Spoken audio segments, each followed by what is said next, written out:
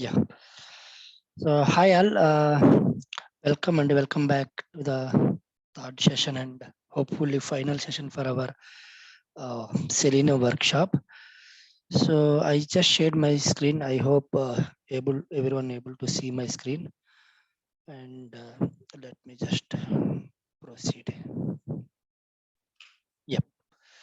So I just recap what we discussed so far in past two sessions or previous sessions.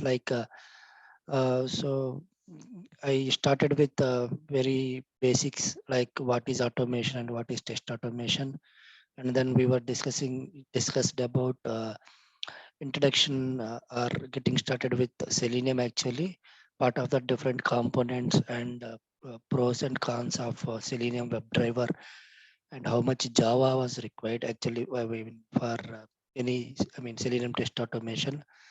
And then we discussed about different drivers. That is nothing but for Firefox Gecko driver and IE or Edge driver, right? So all those we have seen examples also, practical examples for those, and also discussed about different locators which we have in Selenium, relate generally like ID, name, or XPath CSS selector and all. And also we have seen examples for how to automate different web elements or web controls generally we see in our any web application like text boxes, text areas, or buttons, or radio buttons, or check boxes, drop downs, and all. Okay, so I discussed with one example also for this entering Facebook login page where we were able to enter automate text boxes, radio buttons, and drop downs also. And also I have shown you how to automate file upload control also, one of the file upload controls. And that's it, I guess. Last two sessions we discussed. And from today, for today actually we are going to discuss the rest of the topics like synchronization and handling different frames or pop-up windows or alert boxes and all, then TestNG and some automation framework uh,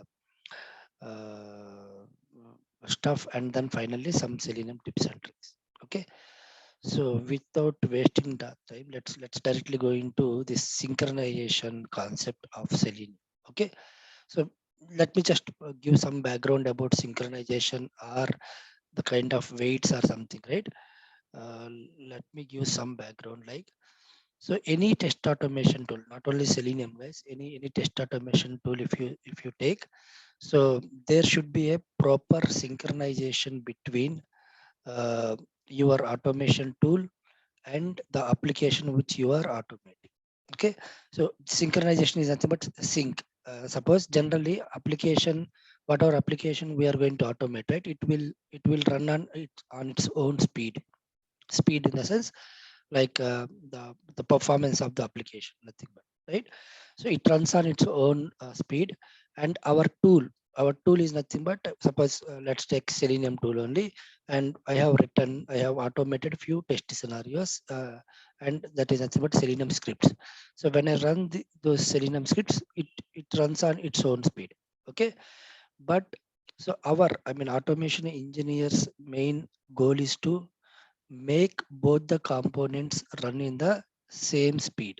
That means we need to make sure both are running in same sync. Like suppose application, whatever speed or whatever performance it is running, same in the same manner, our script also should respond, and our script also should run in the same speed. So that's what we need to make sure. So that is nothing but a synchronization, guys. That's what we are going to make, or we are going to make sure that synchronization should be there whenever we are running our automation scripts. So it's not related. The synchronization concept will be there in almost all the automation tools, not only in Selenium. If you take anything, so we need to make sure script should be in sync with the application speed. That's the main goal. So here, if I see, I just mentioned that there are two different kind of synchronization mostly we'll see, like unconditional synchronization and conditional synchronization. Okay, unconditional is nothing but, so we are not going to check any condition while waiting for something. Okay, so suppose I'm going to put some weight. I mean, synchronization is all about weights, guys. Like, so suppose I clicked on a button, or I launched my application, or I navigated to different page, right? All in all these cases, there will be some delay. I mean, it can be in microseconds or nanoseconds, but there will be some delay whenever I click on a button to display some message or to navigate to different page. There might be some kind of a delay, or the kind of lagging will be there, right? So in such cases, we need to make sure our automation script also should wait for that particular next action to be available, or next page to be available. Okay, so we need to make sure wait for that particular element, or for that particular action to be done, then proceed with the next set of actions. That's what we need to make sure. So for that, there are two different weights or the synchronization concepts. We have like unconditional. That is nothing but I'm going to add some weight in my script, but whatever weight I'm going to add, so that is going to just, I mean, my script is going to wait for that particular amount of time which I'm going to mention without checking any condition. Okay, suppose part of that generally, so WebDriver has one wait method, and also Java has something called thread.sleep. Okay, Java from multi-threading concepts. So thread is one of the predefined classes. So it has some method called sleep, where we need to mention some number of seconds. Okay, so using these both, right? So generally, we are going to ask our script. Okay, we are going to ask our script to wait for particular time, and we are not going to put any condition here. Just asking script to halt for some time. That's it. So whenever this line of code like wait, WebDriver wait, or thread.sleep, so what script will do, right? The execution will stop. They stop in the sense it will wait for the amount of time which I have given. It won't do anything, and then once the time, whatever amount of time we have given, right, then that is done. Then it will start executing the rest of the lines in the script. Okay, if you see, last time we have seen one example. Let me go to my Eclipse.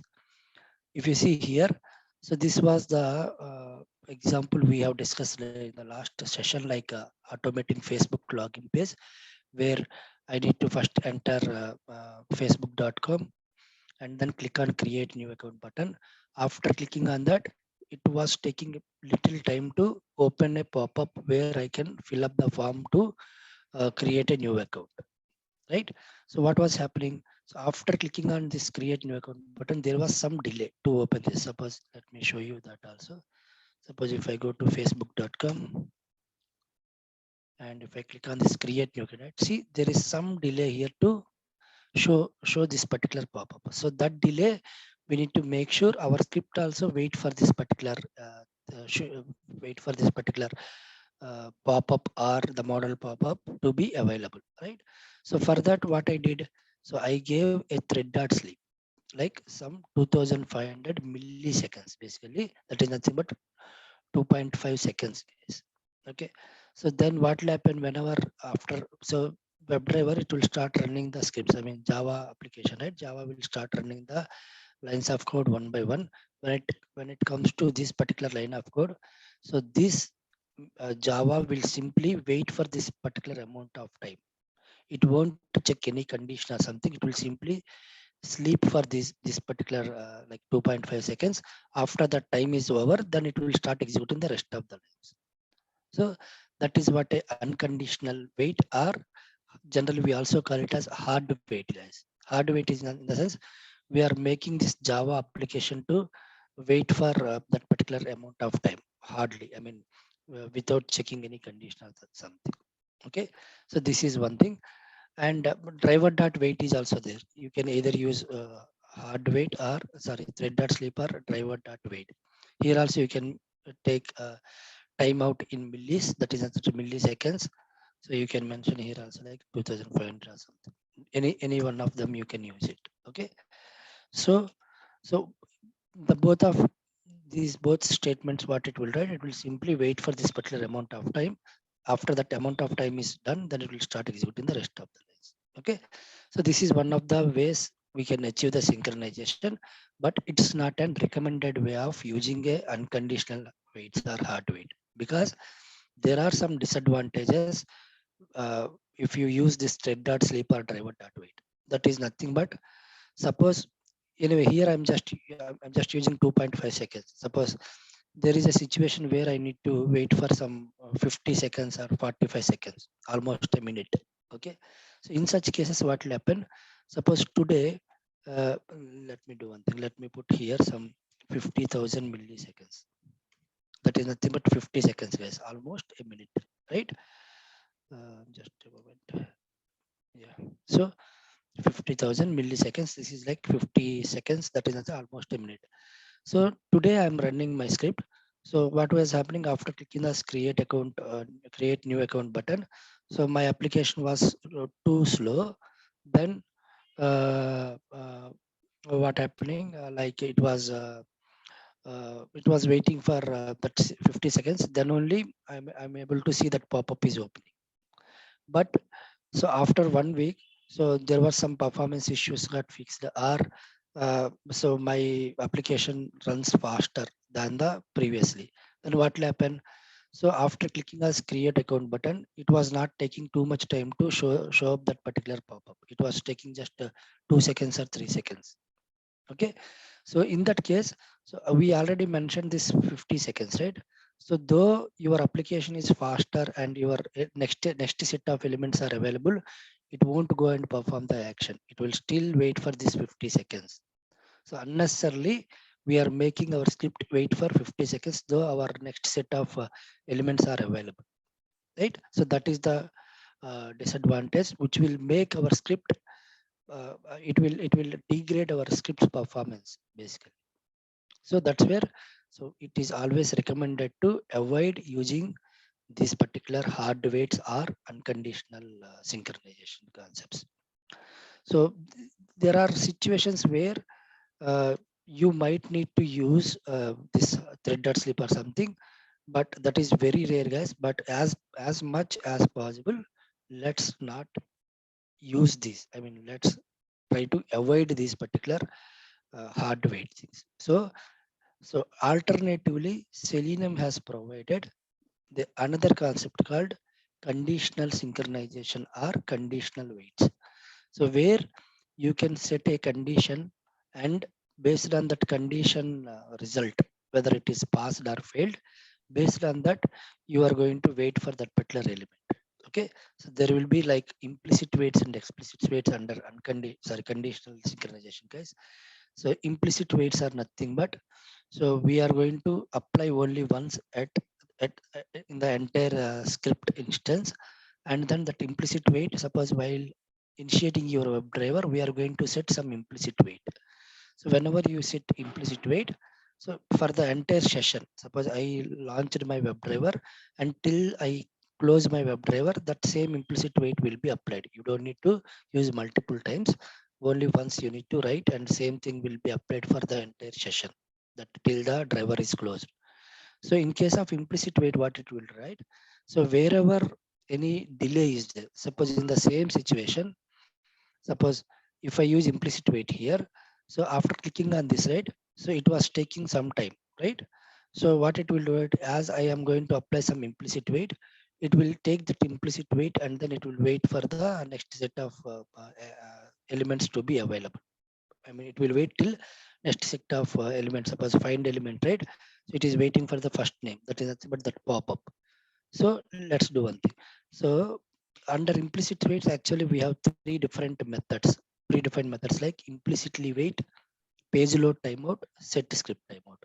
Implicitly wait is basically, so whenever and wherever the script or the WebDriver feels there is a delay, then if you set this right, then it will take that amount of time and then it will wait for that. Let me first the syntax, let me tell you. See, so here this implicitly wait method is from manage.timeouts. So let me just write it here. For the same example, or else let me create. Hmm, let me okay, let me create a new package, guys. Com.amazon. Selenium dot or else web dot synchronization. Okay, I just gave it some package name. Under that, I'm going to create a new class and naming it as selenium underscore automate underscore Facebook create account, create new account, some name. Okay, so let me take the same example, but instead of thread dot sleep, I'm going to use implicitly wait. Okay, let me do one thing. So first let me have my main method, and inside this I'm going to have it the tender. So I'm going to comment out this line of code thread dot sleep, and I'm after initiating my WebDriver. So I'm going to set this implicitly wait driver dot manage dot timeouts. Under that there is a method called implicitly wait. Okay, so where you need to mention the duration. There is one predefined class in Java, duration dot uh, half seconds. There will be half seconds. Like I'm going to give 30 seconds here. 30 means here in seconds, guys. Half seconds means in seconds. So here the 30 seconds means it's of maximum time, guys. Okay, this is of maximum time. So suppose after clicking on this create new account button, so there is some delay. Then so it will start implementing this implicitly wait, and then so it will wait for maximum of 30 seconds. Even within 30 seconds also it is unable to find this particular element, then there will be some timeout exception or some element not found exception, something it will throw.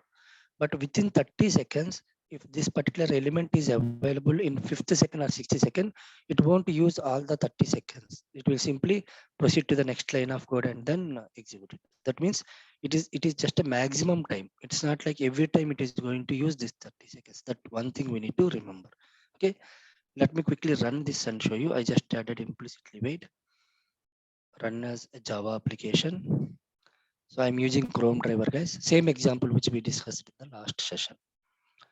So let's wait. Starting my Chrome driver, maximizing, and launching facebook.com, clicking on create account button. See, this time it entered my first name and then date of birth, and it selected gender as female. So that means it worked fine without any issue. Okay. So that means my implicitly wait was working fine. Earlier, without thread dot sleep, it was failing. You remember last session when I run without thread dot sleep, it was failing. That's where I introduced thread dot sleep that time. Now I replaced this thread dot sleep or hard coded hard wait with implicitly wait. So same example is getting working fine. I mean, it's getting passed without any issue. That's how, as I mentioned it, we need to avoid as much as possible using these hard weights. Instead of you can go for implicitly weights or explicit weights. I will tell you explicit weight example also. Okay, so under implicitly weight, this is one of the methods, guys. There is other two methods which can also be used in different situations. Other one is like page load timeout. Okay, so generally by default Selenium will wait for the initial page to be loaded whenever you use this get method, right? Driver.get, and whenever you use this URL of the application. So what it will do, right? It will simply enter this URL into URL locator here basically, and then it will wait for the initial page to be loaded. That too, by default it will wait for maximum of 30 seconds, I guess. So then even within 30 seconds also, if your page is not loaded or whatever element you are going to act upon, that element is not available, then it will throw some exception and then your test case will get failed. But so suppose your application homepage is a huge homepage which has a lot of controls, lot of images. It is taking a lot of time to load. In such cases, you can handle your page load timeout also. Simply using implicit wait only, like driver dot manage dot timeouts. There is something called page load timeout. So here you can customize your page load timeout. So by default, Selenium will use 30 seconds of time, right? So instead of, you can increase that also. So if you use 45 seconds here, that means maximum of 45 seconds. Here also the maximum time, guys. It is not always use 45 seconds. Suppose your page loaded within 5 seconds or something, then it will proceed and then perform the next set of actions. It won't wait for the total 45 seconds. This is the worst situation where your page is not loading, then it will use this maximum time. Okay, so this is one of the implicit wait. So in this case, suppose your application home page or pages are taking more time to load, then that time it will use this particular page load timeout. And there is one more method, something called script timeout. Same timeout dot set script timeout. Okay, so here also I'm going to set some timeout. So what it will do, right? So generally, if you see in some applications, even after your entire page loaded, okay. So this is giving some warnings. Let it be.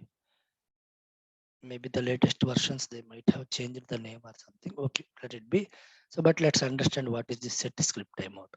So basically, sometimes you see after your application loaded fully, also some elements will be not active. So suppose you are trying to click on some button after entire page is loaded. So but that button click is not happening.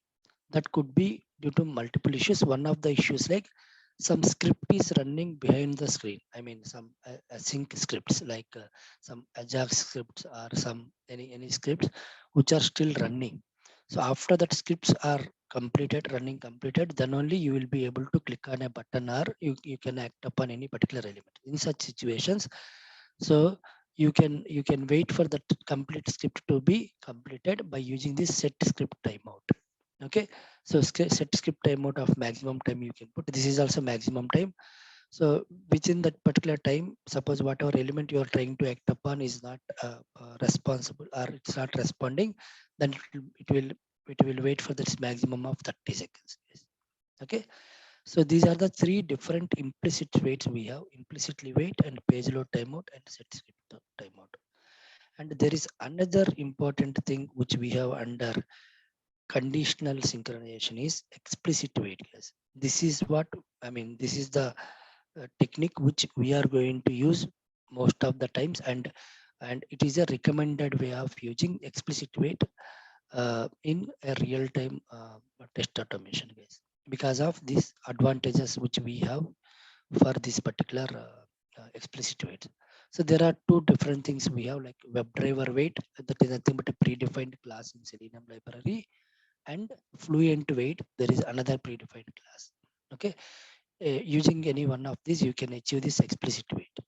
Okay, so here if you see the major difference between implicit wait and explicit wait is like, so if you see implicit wait, whenever I add this statement like implicitly wait and something here, this is going to apply for the all the elements are in the entire my WebDriver instance.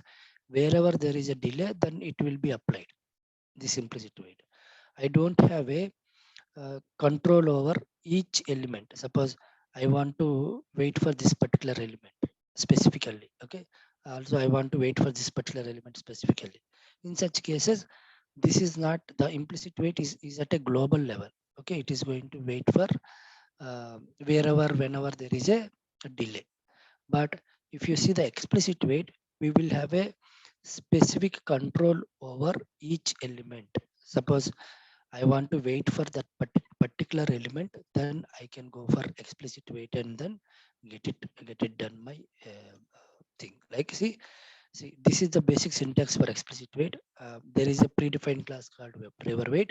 I am going to create an object to the WebDriver wait class by passing two things. One is a driver instance, other one is a time, maximum time. Then let me do one thing. I will explain with code instead of this. So let me create a new class under same synchronization, Selenium underscore automate underscore explicit weight. So let me take the same example, guys.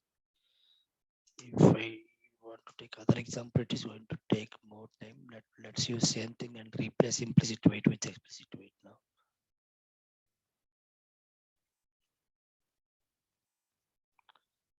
Okay, I created a main method. Inside that, I'm going to have my code. Here now I'm going to remove these implicit weight methods, and also I'm going to remove thread dot sleep or whatever. Okay.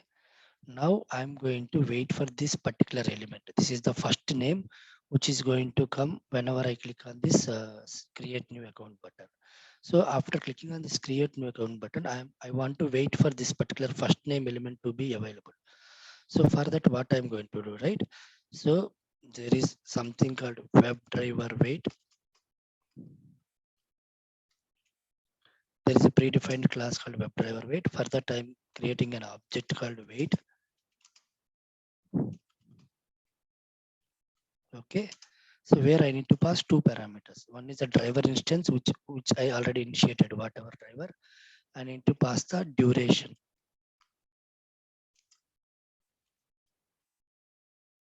Duration of seconds. Let me put some 30 seconds of maximum time. Okay. Once I create an object to this WebDriver wait. So WebDriver wait class has one predefined method called until. Okay, there is a method name is until, and inside that I'm going to use another predefined class called expected conditions.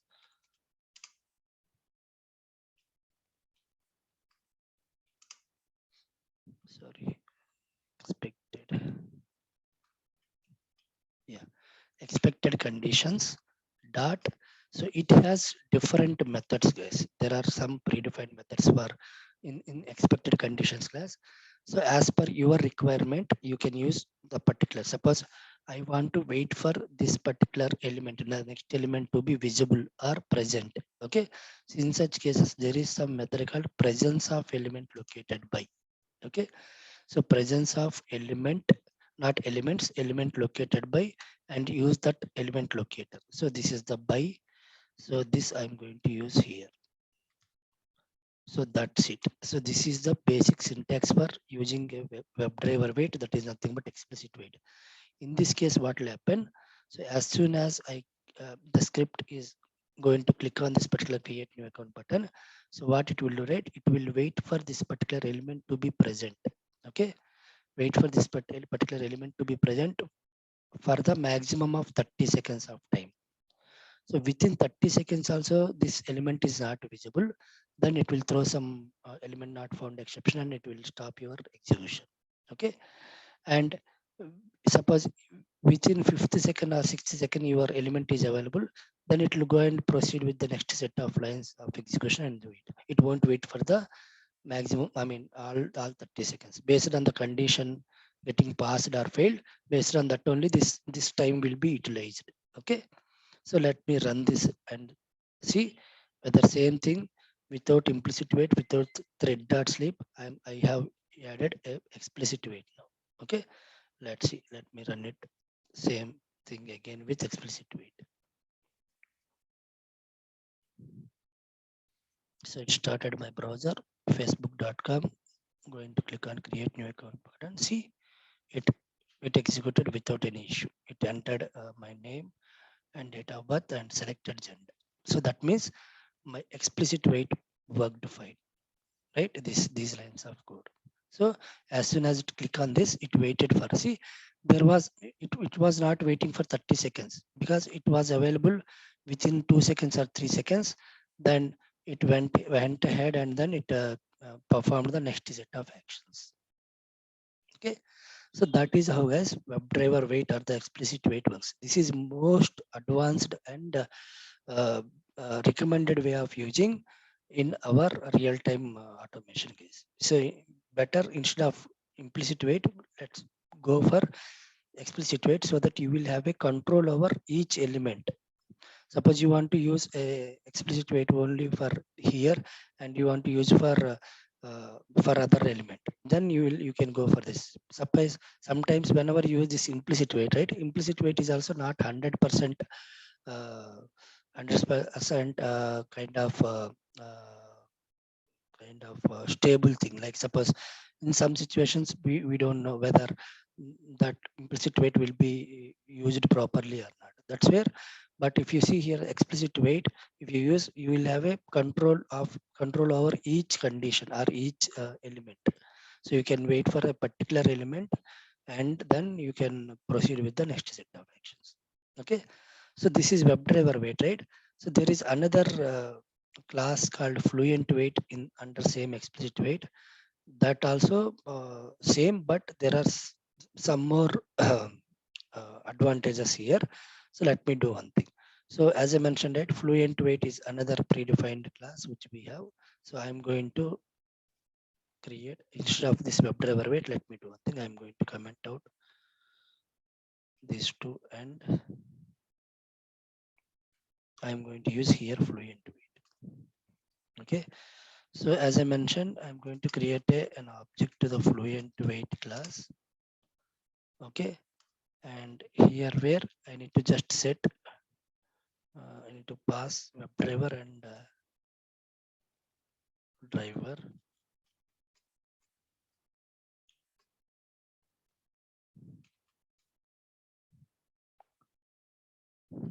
Okay. Whatever driver I initiated. And I'm going to assign this to the, there is one wait interface available in the uh, in what do you mean in Selenium library. Just a moment. And I'm going to create a reference variable to this. So here if you see, fluent wait is a predefined class, wait is a predefined an interface. Okay. So once I have this wait, right? So while defining this itself, I'm going to set some more thing, guys. One is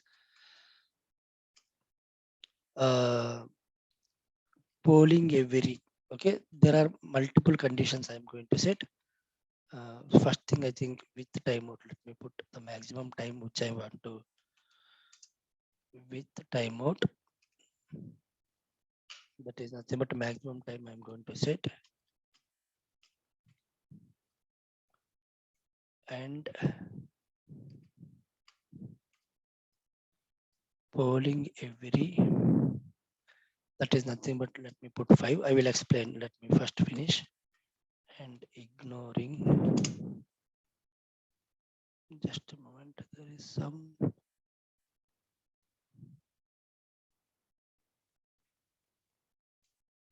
okay, here also duration.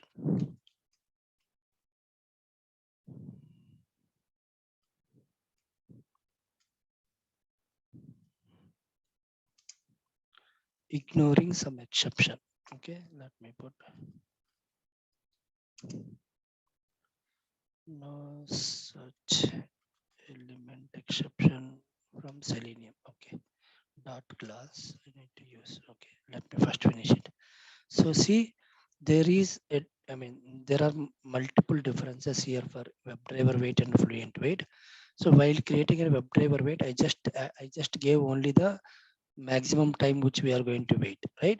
But here see, I am going to give maximum time, and also there is one condition I'm putting here is like polling every. So within 30 seconds, I'm asking this WebDriver to check the condition for every 5 seconds. Suppose first 5 seconds, your condition, whatever condition you are going to set, right? It is passing or failing. So in the first 5 seconds, it is not getting passed, then it will go to the next 5 seconds and it will check the condition. So like that, so you can have a more control over on the time also here. And also during this check, right? During this 30 seconds of time, suppose if there are any exceptions are throwing, then those exceptions you can ignore. So ignoring some exceptions, exceptions you can set with comma separated also. Multiple things you can do it, or else ignoring all there is a method also. Once you set your fluent weighted, so same way for WebDriver rate you can use wait until and same thing like expected conditions. This is common, guys. Only while setting up, right? That is different. Expected conditions dot same thing, presence of element located by or visibility of element located by or alert to be present. There are multiple things, guys. Okay, so let me use presence of element located by only. Same way, I can wait for this particular thing. Okay, that's it. So only the difference between fluent wait and WebDriver wait is like WebDriver wait, we are going to set the condition. I mean, condition will be there for both of them, but the time management here. So here I will just give the maximum time, like how much time maximum it want to use, it want to wait, I can give. But here that time also I can manage on my own way, like so I can set a polling every within 30 seconds also. I'm going to ask a WebDriver to check this condition, right? Check this condition every five seconds. And in first 5 seconds, if this condition is getting passed, then it won't wait for this maximum time. And then it will go to the next set of actions. Otherwise, what will happen during this first 5 seconds, right? Checking if any exception is throwing, then that exception also will be ignored. You can provide that exception class name and then dot class you need to provide. So that's where Fluent Wait will have a more control or more time management here than the WebDriver Wait. Okay, so this is very in very specific situations we go for Fluent Wait, guys. But in normal web application automation, right? So WebDriver Wait is enough. Okay, you don't need to polling every or those are that much not required because this maximum of time this WebDriver Wait it will take care of waiting for that particular.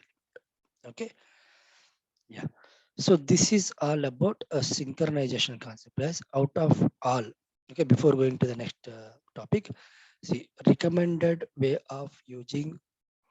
Uh, I mean, so we need to make sure, as I mentioned, the main target or main aim of using these synchronization concepts is to we need to make sure our scripts are stable with the those are not getting failed with the weight. I mean, synchronization issues like.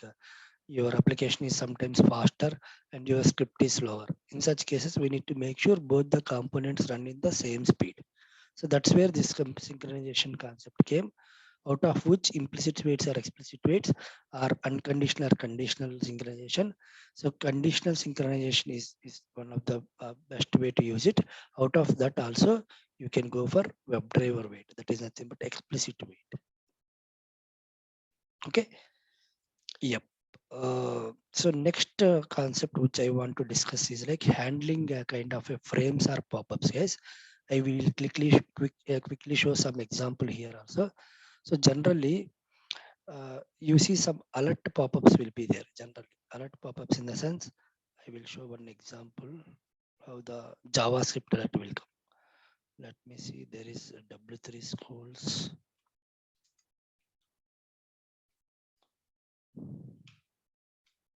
Okay. Confirm method. Let's see. Confirm, press a button, try it yourself. Let's see here. Yeah. See, when I click on, just a moment. When I click on this try it button here, so there is one pop-up opening. This is a JavaScript, basic JavaScript pop-up, guys, which has some message, press a button, and there are some buttons like OK and cancel. Okay, so if you see such kind of pop-ups are generally we see these kind of pop-ups in our regular applications, like suppose you are deleting some record, okay, or you are deleting some user from the users list or something. During that time, one alert pop-up will be showed something before directly deleting. It will check something like, are you sure you want to delete? Then it will ask yes or no. If you click on yes, then that record will be deleted. That user will get deleted, right? So that those kind of pop-ups we call it as JavaScript alert pop-ups. So then let's see how to automate these kind of alert pop-ups using Selenium. Okay, whenever you come across these kind of pop-ups, so it is very simple, guys. Selenium library has some predefined interfaces classes. Using that, you can there are some predefined methods also. Using that, you can simply automate it. Those are nothing but there is one interface available alert. Okay, so for all these kind of handling pop-ups or frames or something, there is one method called switch to, guys. So driver dot switch to. So whatever you want to switch to alert, or you want to switch to frame, or you want to switch to some window, nothing but a browser tab, all those things there. Based on that, you can switch it. Okay, but common method is switch to, and suppose here my target is to switch to particular alert. So there is a method called alert. So then it will return an instance, or I mean some reference variable of the alert interface. And this alert interface has two basic methods. One is accept and one is dismiss. Accept will simply click on the positive action of your pop-up, like yes or okay or something. Okay, so dismiss, it will perform the negative action of your button, like cancel or no or something. So these buttons can be any name, right? Sometimes you see yes, no, sometimes we see okay, cancel, sometimes we see some other. So whatever it may be, whenever you call accept method, it will try to click on the positive action of your alert pop-up.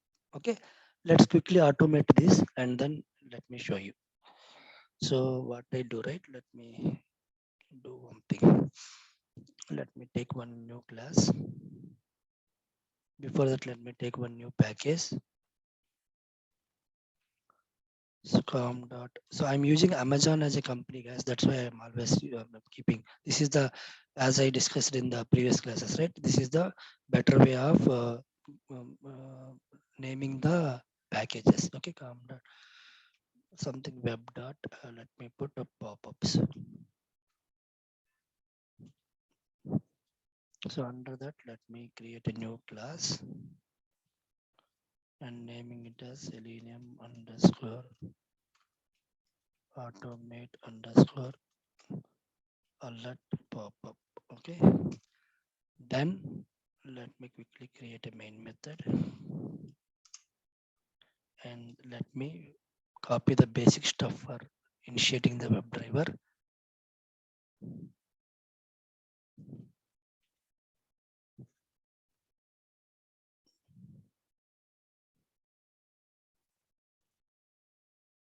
Okay, so here where I will change the URL. I get it from whatever here, this one.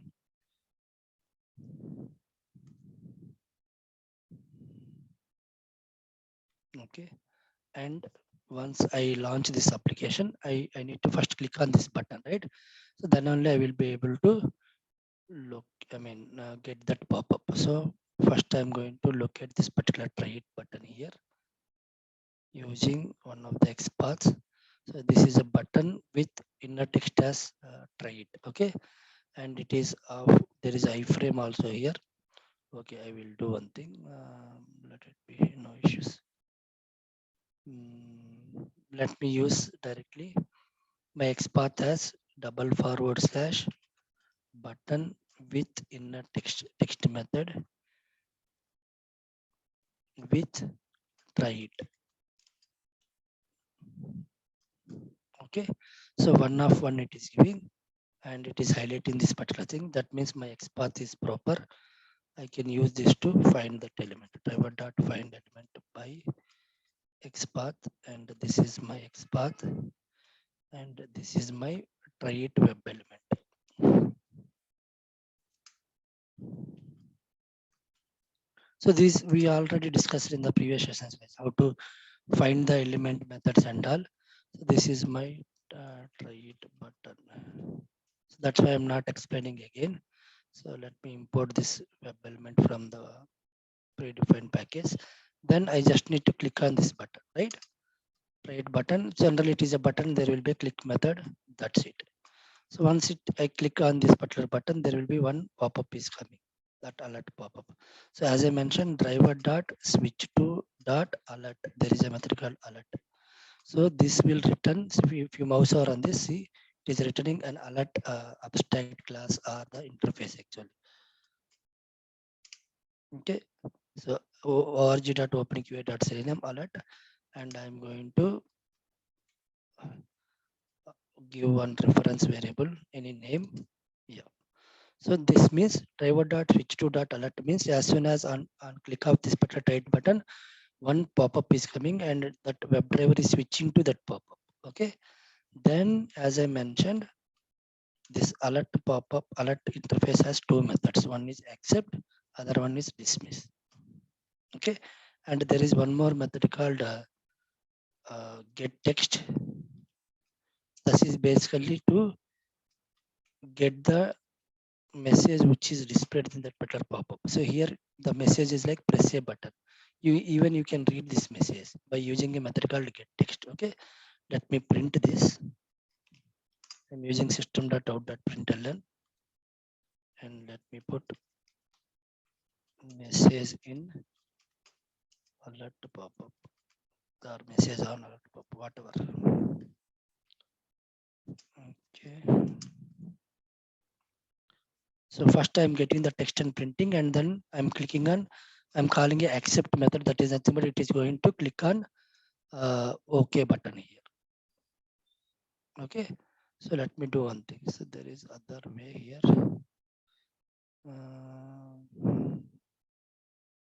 Yeah, you pressed OK. Some message is coming. Let me use this URL.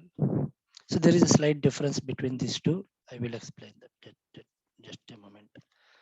So here, if I click on this right button, right? After clicking on OK, I'm getting this message. You pressed OK. If I click on cancel, then it is getting you cancelled or something. That's it. Okay. So that's why I'm using this next thing. Okay. So I'm done with this automating this alert pop-up, guys. Now let me run and show you.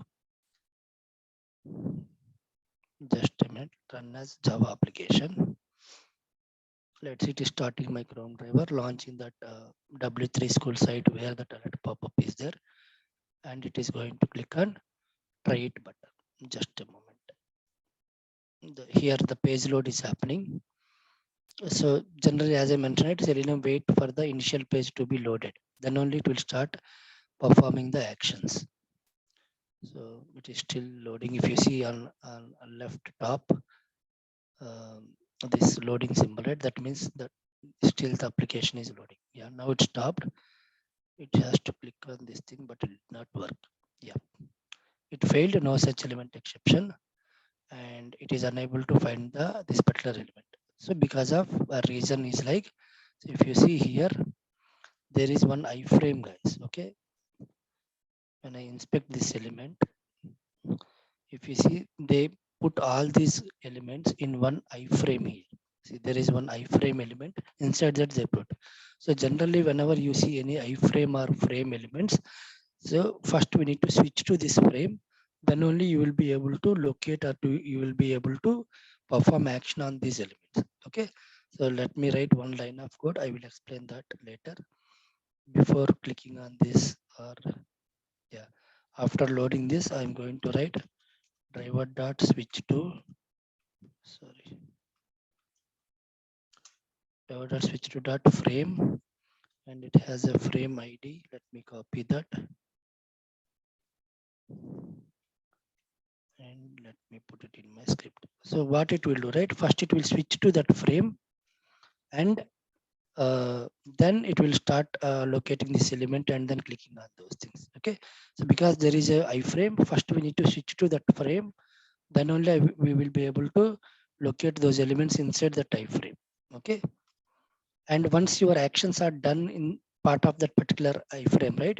You need to come out. Suppose you need to click on something else out of that particular iframe, then you need to use driver dot switch to dot default content. So that means it will come out from the this particular iframe, and it will that means driver, now web driver will be available to click on other buttons which are outside of this particular iframe.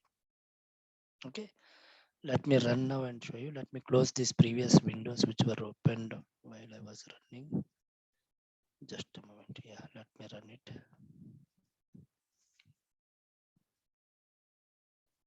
See, started Chrome driver launching, going to the W3 schools site where, see, it clicked on it, and if you see, that's why you see the message like you pressed OK.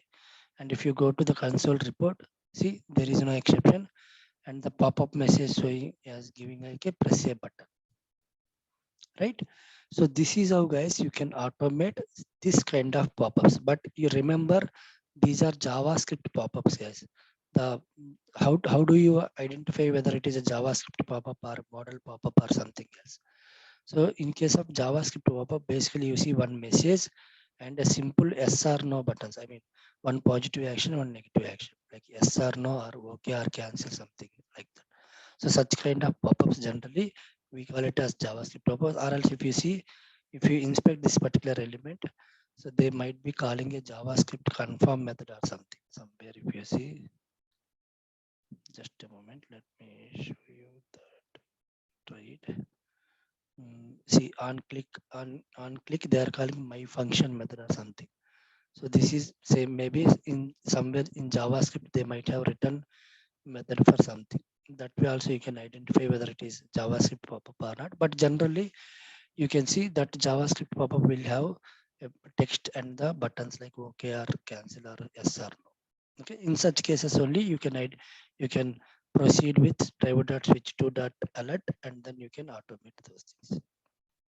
Okay, so this is all about automating JavaScript purpose, guys. And frames also I just showed you, right? So generally whenever you see any frame, I mean, frame, iframe or frame is available. I mean, generally this is a tag. Generally, some developers they use as part of their coding, guys. So that means whenever you they use iframe or frame, then whatever elements inside this particular iframe or frame, those elements you cannot directly access using Selenium. I mean, so you have to first switch to that iframe, then only you will be able to find or locate this particular element. That's what we did here. So there are basically three ways to switch to iframe. One is by using frame number, frame id or frame name, or frame web element. That is nothing but, see, if you inspect that frame, right, you see this frame has id and name. So you can use either ID or name in the direct method, like switch to dot frame, or you can use the index of this particular iframe. Suppose in the entire web page, right, if you see multiple iframes are there, then the generally index will start from 0. Suppose here there are two iframes. Then if you find this as a first iframe, then you can pass driver dot switch to dot frame of 0. Okay, and web element, you can look at this particular web element and you can pass that web element also. There are three ways to switch to that particular iframe.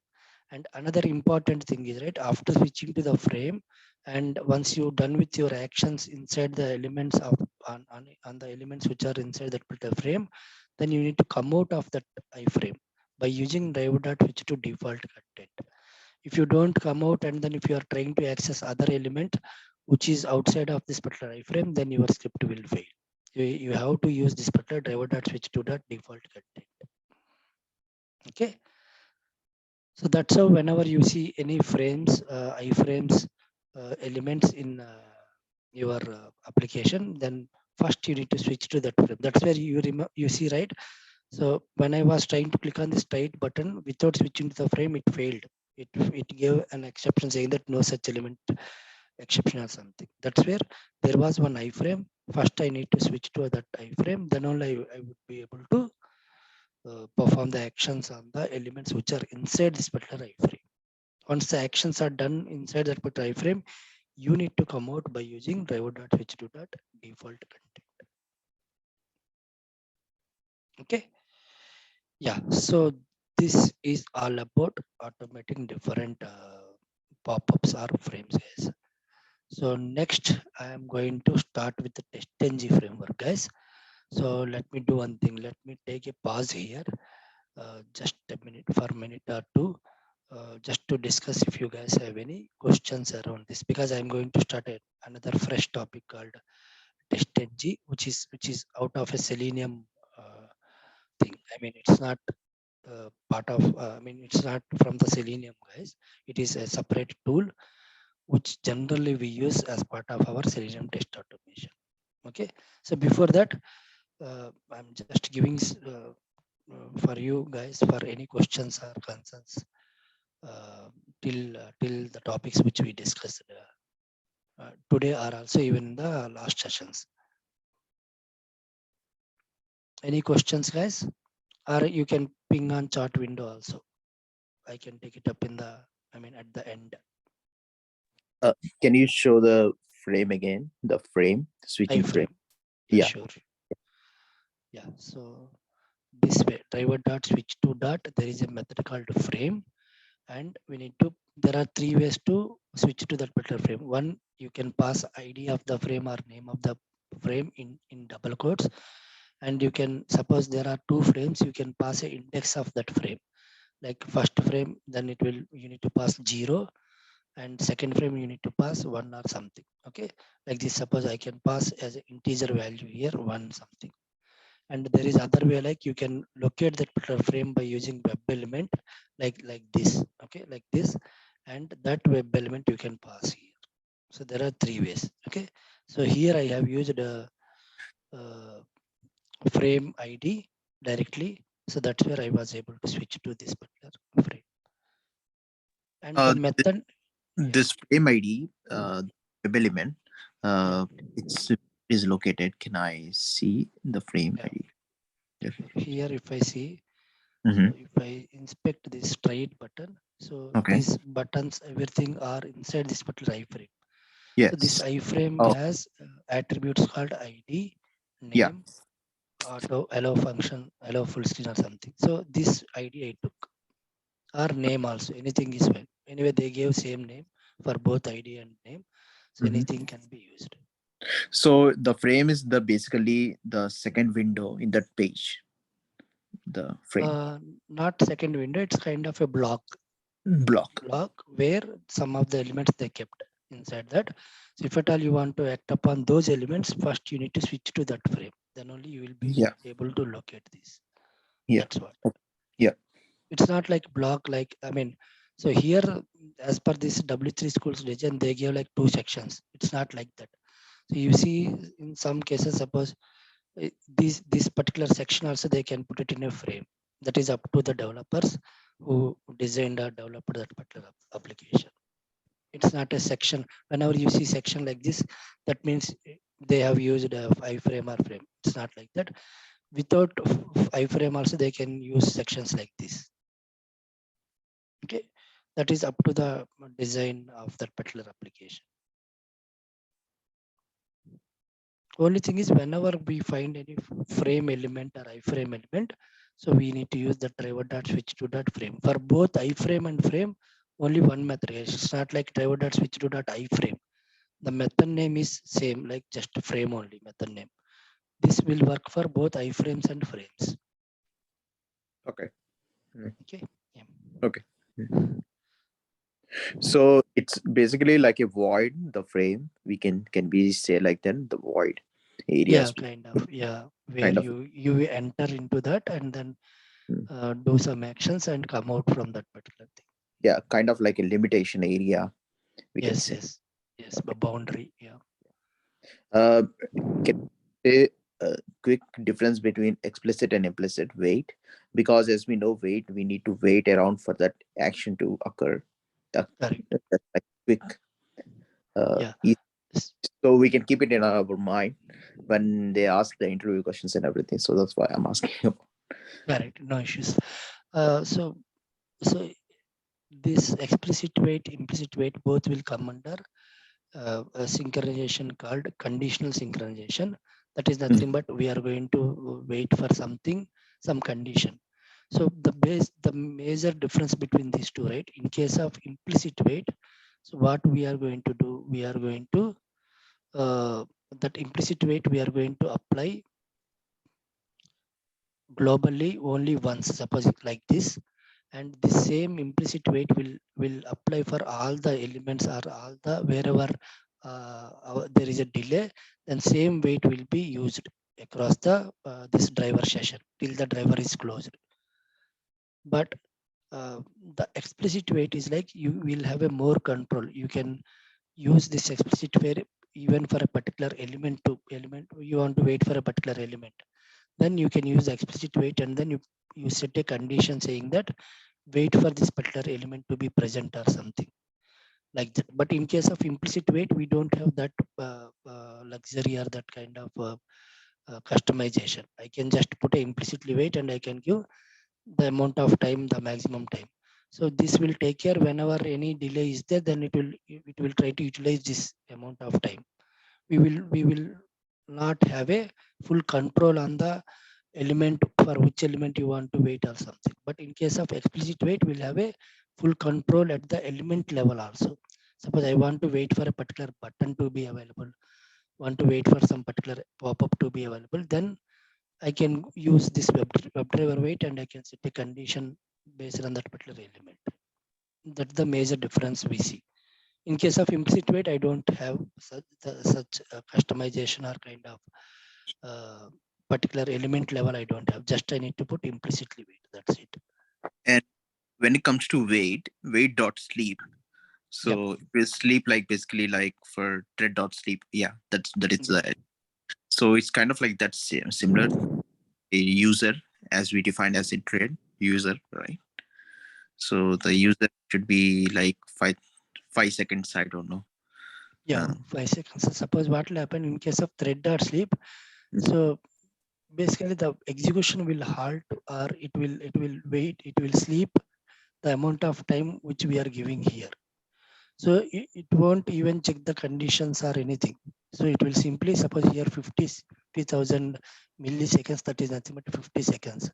So after clicking on this button, it will simply wait for 50 seconds.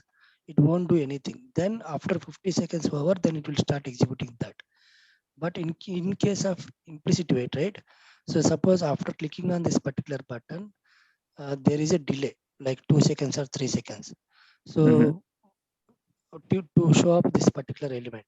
So in case of implicit wait, it will wait for maximum of 30 seconds. In 2 seconds or 3 seconds, if I am able to this driver dot find element, right? It is mhm. able to find this element, then it will start executing this line of code. It won't wait for the 30 seconds, all 30 seconds. It will Yeah, simply go and start performing. That is the difference between yeah, this thread dot sleep and the implicit wait or something. yeah. We have written for the thread dot sleep as like 5,000. Uh, Mhm. for that one, the implicit synchronization wait for 30 seconds. This is already prepared, right? So it will identify as seconds. So it just like placing Correct, two correct. digits. That's it. So when it comes, to, it does not like specifically define like seconds or minutes. We need to type it Correct. like big number for that. Correct. Here, in case of implicit wait or explicit wait, we specifically mention like duration dot Duration half seconds. of That seconds. means it is seconds. So, but Yeah, thread dot sleep by default it will take the number which we give it, that it takes in a milliseconds basically. yeah, So based on our calculation, suppose I want to wait for 5 seconds, then I need to mention 5,000 milliseconds. So yeah. that is nothing but 5 seconds. Mhm. That's Um, how we need to, yeah. so, so my question is, so these seconds are these seconds are placed according to that of the SLAs, service level agreements that we do, thing, or is it due to the user load that we experience whenever the user try to access the application, depending on that one? Uh, that depends basically. Mm-hmm. Yeah, suppose you see your application is performing better when only one user is accessing that application, and if Yeah. load increases, like suppose at a time some 10,000 persons are accessing the same application, that time obviously there will be some delay on navigations or something, right? So Oh, that's where you do one thing. Generally we go for explicit waits that time, that I mean maximum times which we are going to give. Suppose in that case your script will be working fine in both the conditions. Suppose if only single person is accessing, or like huge number of users are accessing, in the mhm, same manner your script will work. So you can mention maximum of 30 seconds. Suppose if you mention maximum of 30 seconds, suppose single user is accessing, but that time it is not going to take 30 seconds. It is going to take only 5 seconds of time, and then elements will be available. But in yes. case of multiple more people are accessing, that time it is going to take 30 seconds. That time it will use this maximum time. So that way we can make sure our script is stable in any conditions basically. Mm-hmm. Yeah. Yeah, it will be stable. It will take the time to find the elements, Correct. and the Correct. flow will be uh, adequate enough to understand for the application to find the element. Exactly. Exactly. Yeah, Yeah. and So to eventually show results how they are working. correct, correct. You don't need to change every time. Whenever load increases, you need to go and change the time. That it should not be. You need to provide one maximum time. You identify Mhm. like 30 seconds or 45 seconds and keep that time so that it will use it accordingly. Okay. When it comes to load testing, so that we do in like in performance engineering. So I have idea about performance engineering, and when it comes to like the number of threads and everything, so I got like that idea threads dot sleep, and Okay, okay, got it, got it. so I'm not familiar with Selenium before, so that's why I'm asking about this one Yeah, doubts. yeah. So correct, Yeah. correct. So Selenium is basically for functional automation. Mhm. It's not for load or performance testing, Yeah. where we will just simply mimic the actions. I mean, uh, how the real user clicks on buttons, right? We'll Yeah. simply make sure. Yeah, Yeah. Or towards. that's it. Right, like whatever you explained, I was thinking of the load, like load of how many users. So my question Mhm. here is like, where exactly, like, to my understanding, like, Selenium automation is just finding out the functionality by using this automated tool. So how this implicit and explicit will show the functionality in the real scenario? Can you explain me like the outer part of it? Like I Yep. completely understand like where we use implicit and explicit, but the functional wise, I'm not clear. Okay, got it. Yeah, Yeah. thank. So, yeah. So basically, whenever you are performing any actions, even manually, suppose you are clicking on some button, so where the application is going to take some time to navigate to two different page or something. So in such situations, so there what we do generally in manual testing, suppose if I click on a button, I will wait like without doing any actions. So I will wait till that page opens or something. In the same way, in Selenium also, we need to make sure whenever we perform any action, if there is a delay, like opening the pop-up or navigating to different page or showing some message, wherever there is delay, right? In such cases, we will go for weights concept, like either implicit weight or explicit weight. That is the main reason we have this synchronization concept or weights concept in Selenium. So to Okay, make sure that our script is also waiting for that particular element to be available, next element to be available to perform on it. So for that, suppose in case of implicit weight, what we do, right? Generally, we will set a time only once at the global level, like while initiating my WebDriver or something. That time, what will happen wherever there is a delay, then it will take this time and then it will utilize this time in the entire script. And this is not a recommended way also. Mostly we will go for explicit way. Suppose I click on this particular button here. So what is happening? There is some delay to show up this particular element, the next element which I need to perform some action on it. So for that, what I'm doing, if I don't use this particular implicit or explicit or thread or slip, whatever, so what will happen? So my script will start executing line by line. It will click and it will try to find this particular element. But and that too in very fast manner, like in microseconds, it will try to click on it, and after that, it will try to find this element. But right, by that time, that element is not available, like this pop-up is not available. Then what it will throw some exception saying that no such element found exception, and then it will fail your test case or it will stop the execution there. So got it. that's where we need to make sure. But our application is working fine, but our script is failing because, right? So it's not our application functionality fault or something. That is where we need to make sure our script also should work accordingly, or should run in the same speed of application. That means, so wherever some delay is there, we need to automate that delay also. That means by using these implicit and explicit weights, so that you can wait for that element, whichever element is going to come, you can wait for that particular element, so the Selenium also will wait till that element is available, then it will go and perform the action. Okay, yeah, that thank you. that Yeah, that Yeah, way it we makes can make sure. Yeah. Yeah, it makes a lot of sense. And I have one more question. This is generic. Like, Yeah. for example, like, whenever there is repetition of the testing Correct. one form, then we use Selenium, right? So, for example, if that task is there, how Mhm. many days, how much time the client will be giving for us to automate the Selenium code? For example, let's take one application which has like 10 um, uh, 10 elements in Okay. that application. Yeah. Okay. Okay. Got it. Like, so generally, whenever we first take the application at whichever application which we are going to automate it, so Okay. based on the functionalities we have, like, so it's not generally, as you mentioned. So generally, the repeated actions we generally take it for automation. So instead of performing multiple times manually, if you have a automation script, it will take care of running multiple times, and it will run it in fast, and then we can save time and also resources and so that's where the automation comes in. And uh, the time, how much time we need to buy in for automating the cases, right?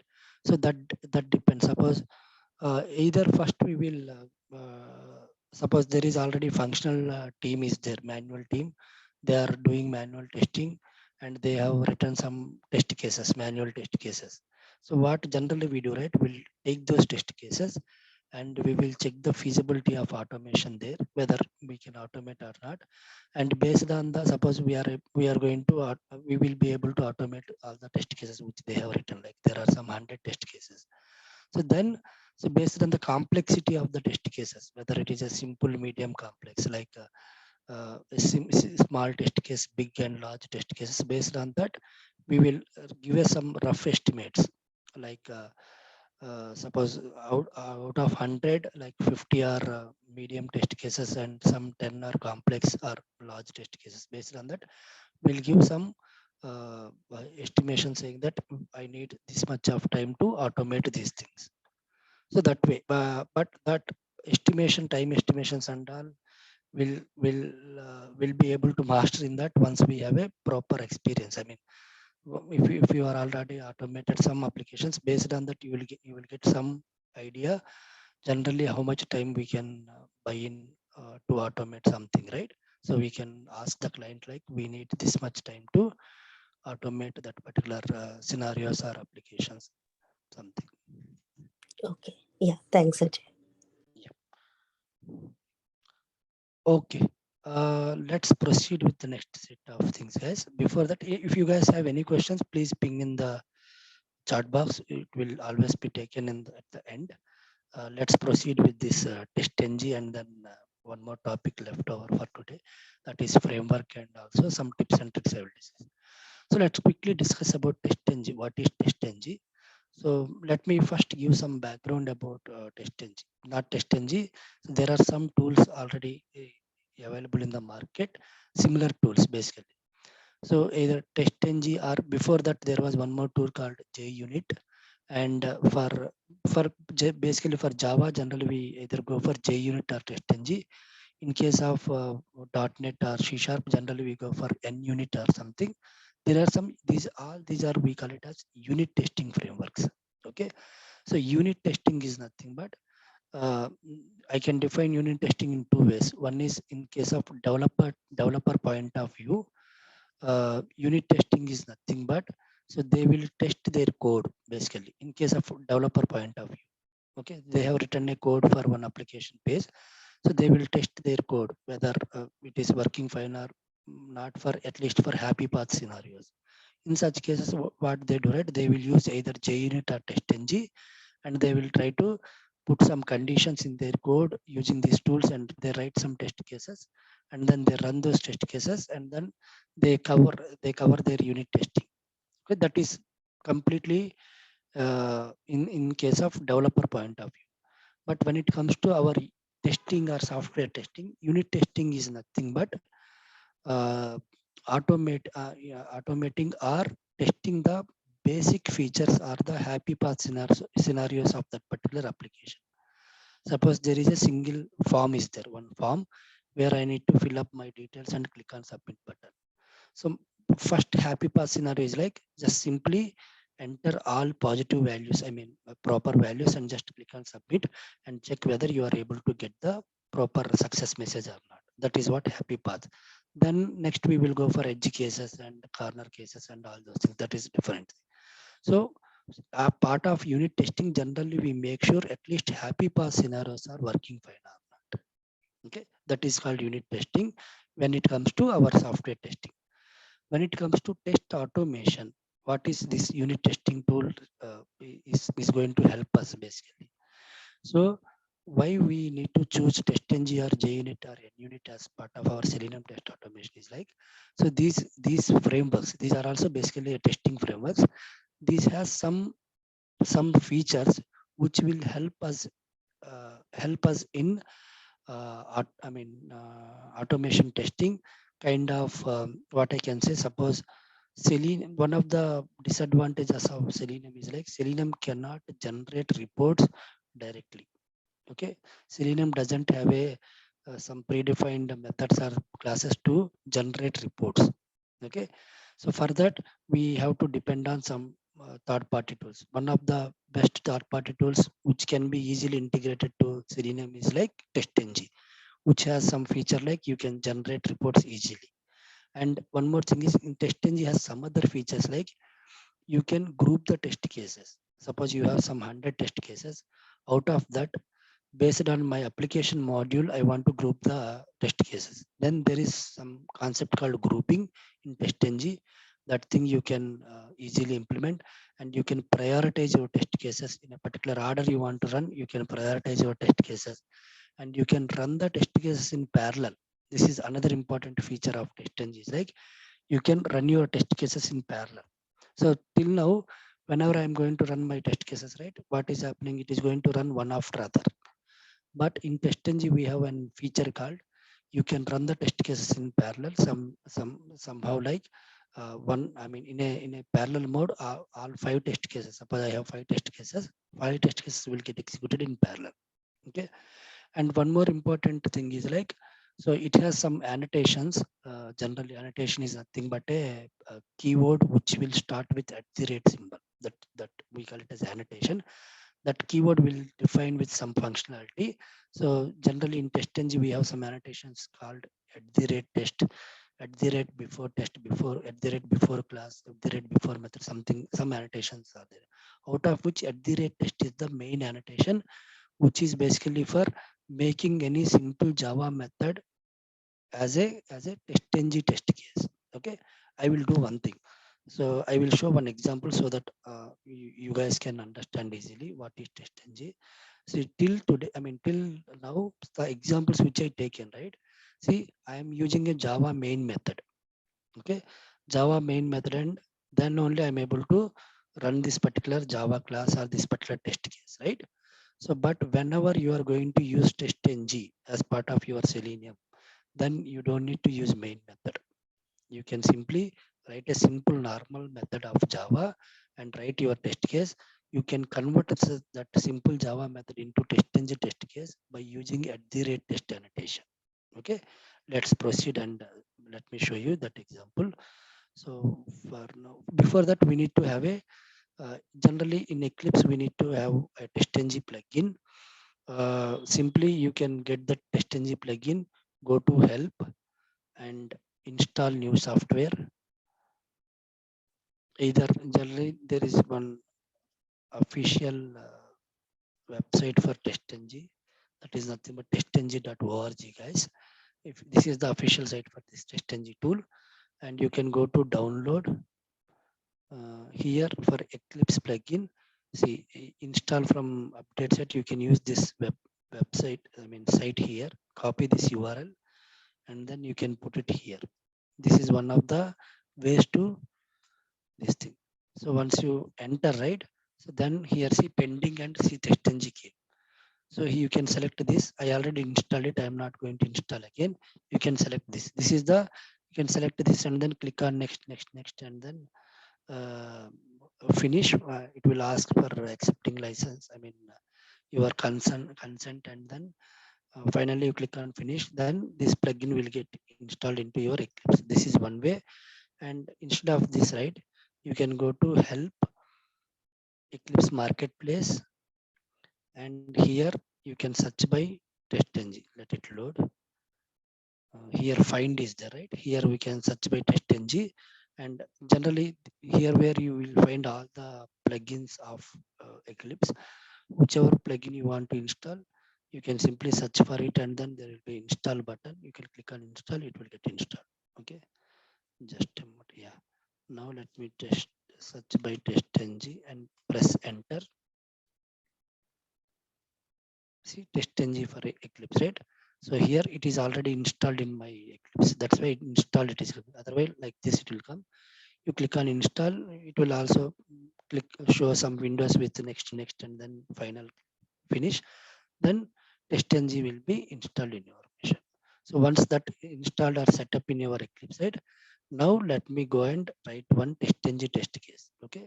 So I'm going to create a new package, guys. Just a moment. New package. Let me name it as com.amazon dot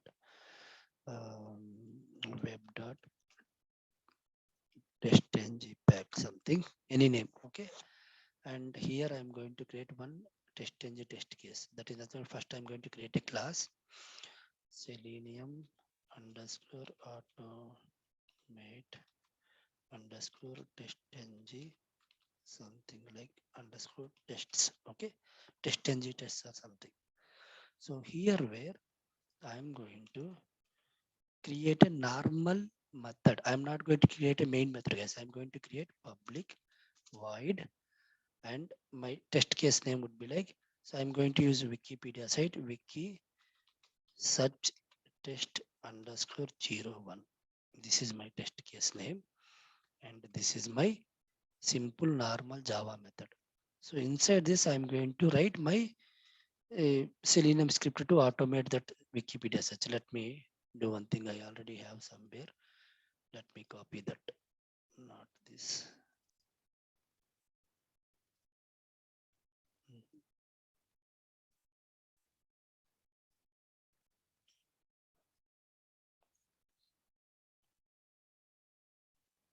I don't have that. Let me do one thing. Let me copy from the previous.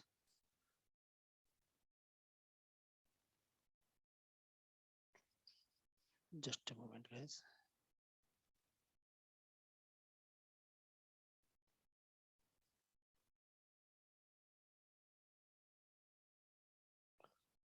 I'm just taking one example.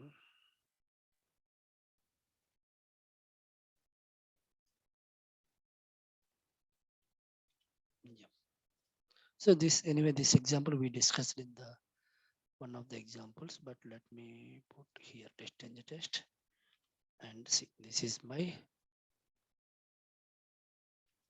anyway. I will fix those issues. Let me do one thing.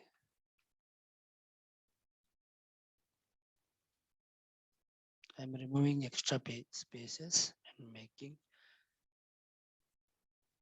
just a moment. Yeah, let me first fix these issues. Just I need to import the packages: WebDriver, Chrome driver, web element, by class, select class, WebDriver weight, expected conditions, duration from java.time. That's it. Okay. So let me remove. I don't want to validate something. I just want to print this header text. Okay. So this is my test case where I'm just loading my Chrome driver, that is my Chrome browser, and then launching this Wikipedia site and locating search box and then language dropdown and then search icon and entering these details and then clicking on it and then getting the header text. Okay. So this is my normal method, right? So this is my normal method of Java and this is my test case. Now I'm going to convert this normal method into testng test case by using this @test. Okay, let me import this. Just mouse over on it. See, it is asking us to add a Java testng library. So that nothing but go to your this root project, go to build path, configure build path. How did I set for Selenium, right? Same way, go to build path, configure build path. Under libraries, there is an option called add library. So I need to add testng library. So click on add library. See testng came here. So I already downloaded my plugin, right? That's why I'm able to see this testng. Otherwise, testng won't be there, guys. Okay, testng. Click on next and click on finish. So your testng library will get added here, and click on apply close. Then here, if you just mouse over, you will get the proper package to import. See, import org.testng.annotations. Okay, this is the official package of this at the rate test. So now once I add this at the rate test, that means it will become this normal Java method will become one testng test case, guys. Okay, now I can run this particular test case without a main method. I did not create a main method, guys. So whenever I right click on this particular test case, right, under run as, I will get one option called testng test. This option is coming because I have mentioned this at the rate test. That means this identified as a testng test case, and it is giving a run option like run as testng test. Okay, let me run it. And I will show you other example, other benefit of using testng also, like generating some reports. See, my opened that Wikipedia, entering India, English, and clicking on search icon, navigating to the next page and closing it. So header text it read as India. Okay. So see some basic report here it is coming. And also once your testng execution is done, right? If you refresh your project, see now I have the folders like src, testng, I mean these are libraries, lib and resources. I'm going to refresh my project. Just go to refresh. See one new folder got generated called test output. So inside this test output, you will have a basic reports like emailable report.html. If you double click on it, see. So this is how your basic report will be coming. See, this is the package I have created, and this is the class. Under this class, I have a test case called wiki search test underscore 01, and total time it has taken to run this is like these many milliseconds. That is nothing but 13 seconds it took to run, and the test name default is something like this. Okay, this is one basic report, HTML report. This HTML report is not coming from the Selenium, guys. It is coming from the testng. It is generated by testng only. As I have used this test at the rate test and I ran this particular normal Java method as a testng test, that's where this test output folder got created. Under that we have a emailable report.html. This is a basic HTML report got generated. So that's why, so for basic reporting, right, we can go for this testng test case. And another thing, like you can make this as a testng test case. You don't need to use main method every time. You can make sure like this. Okay. And other important thing is either you can run like this, or you can create one testng.xml file. From there you can run it. Okay. Let me show you how to create a basic testng.xml file. Right click on your root project, go to new and take the file and name it as testng, testng.xml. Okay, just XML extension and click on OK. So inside this, you need to provide a basic XML, something like, let me show you in the testng documentation. You can go for just a moment, testng.xml. So this is the basic testng.xml. You need to copy this and you can keep it in your testng.xml here. Okay, so here suit is nothing but combination of multiple test cases, guys.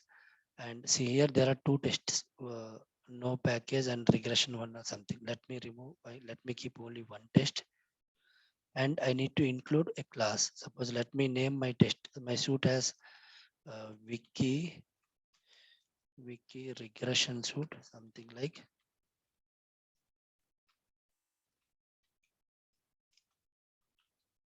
Okay, and also my test name, let me mention wiki search tests. Okay, And here inside class, let me give my class name here. So it is under test ng pack. Class name also should be given with complete package name, guys. This my package name is this dot my class name.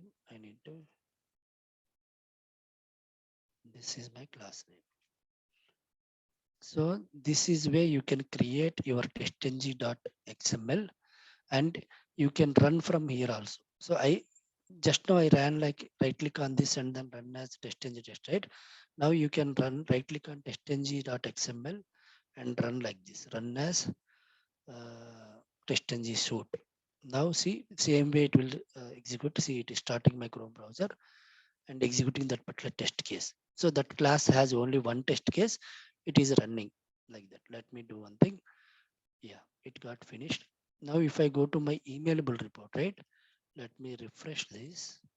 And if I go to emailable report.html, see, I gave wiki search tests as my test name. My suite name is wiki regression suite and my test cases like this test. So this is how you can customize your report also using these names from the testng.xml. Okay. So this time it took only 11 seconds. So like that, you can generate a report, guys. Okay. And some of the features of testng is like, so let me add a few more test cases here. I will show another important feature of testng is like running test cases in parallel. Okay. Okay. I'm going to create 3 test cases. Let me name it to rename wiki search 2 and wiki search case search test case 3. And in the first test case, I'm using India as search key. Here, let me use Hyderabad as another search key. And here, let me use some other name, cricket, okay, as search key.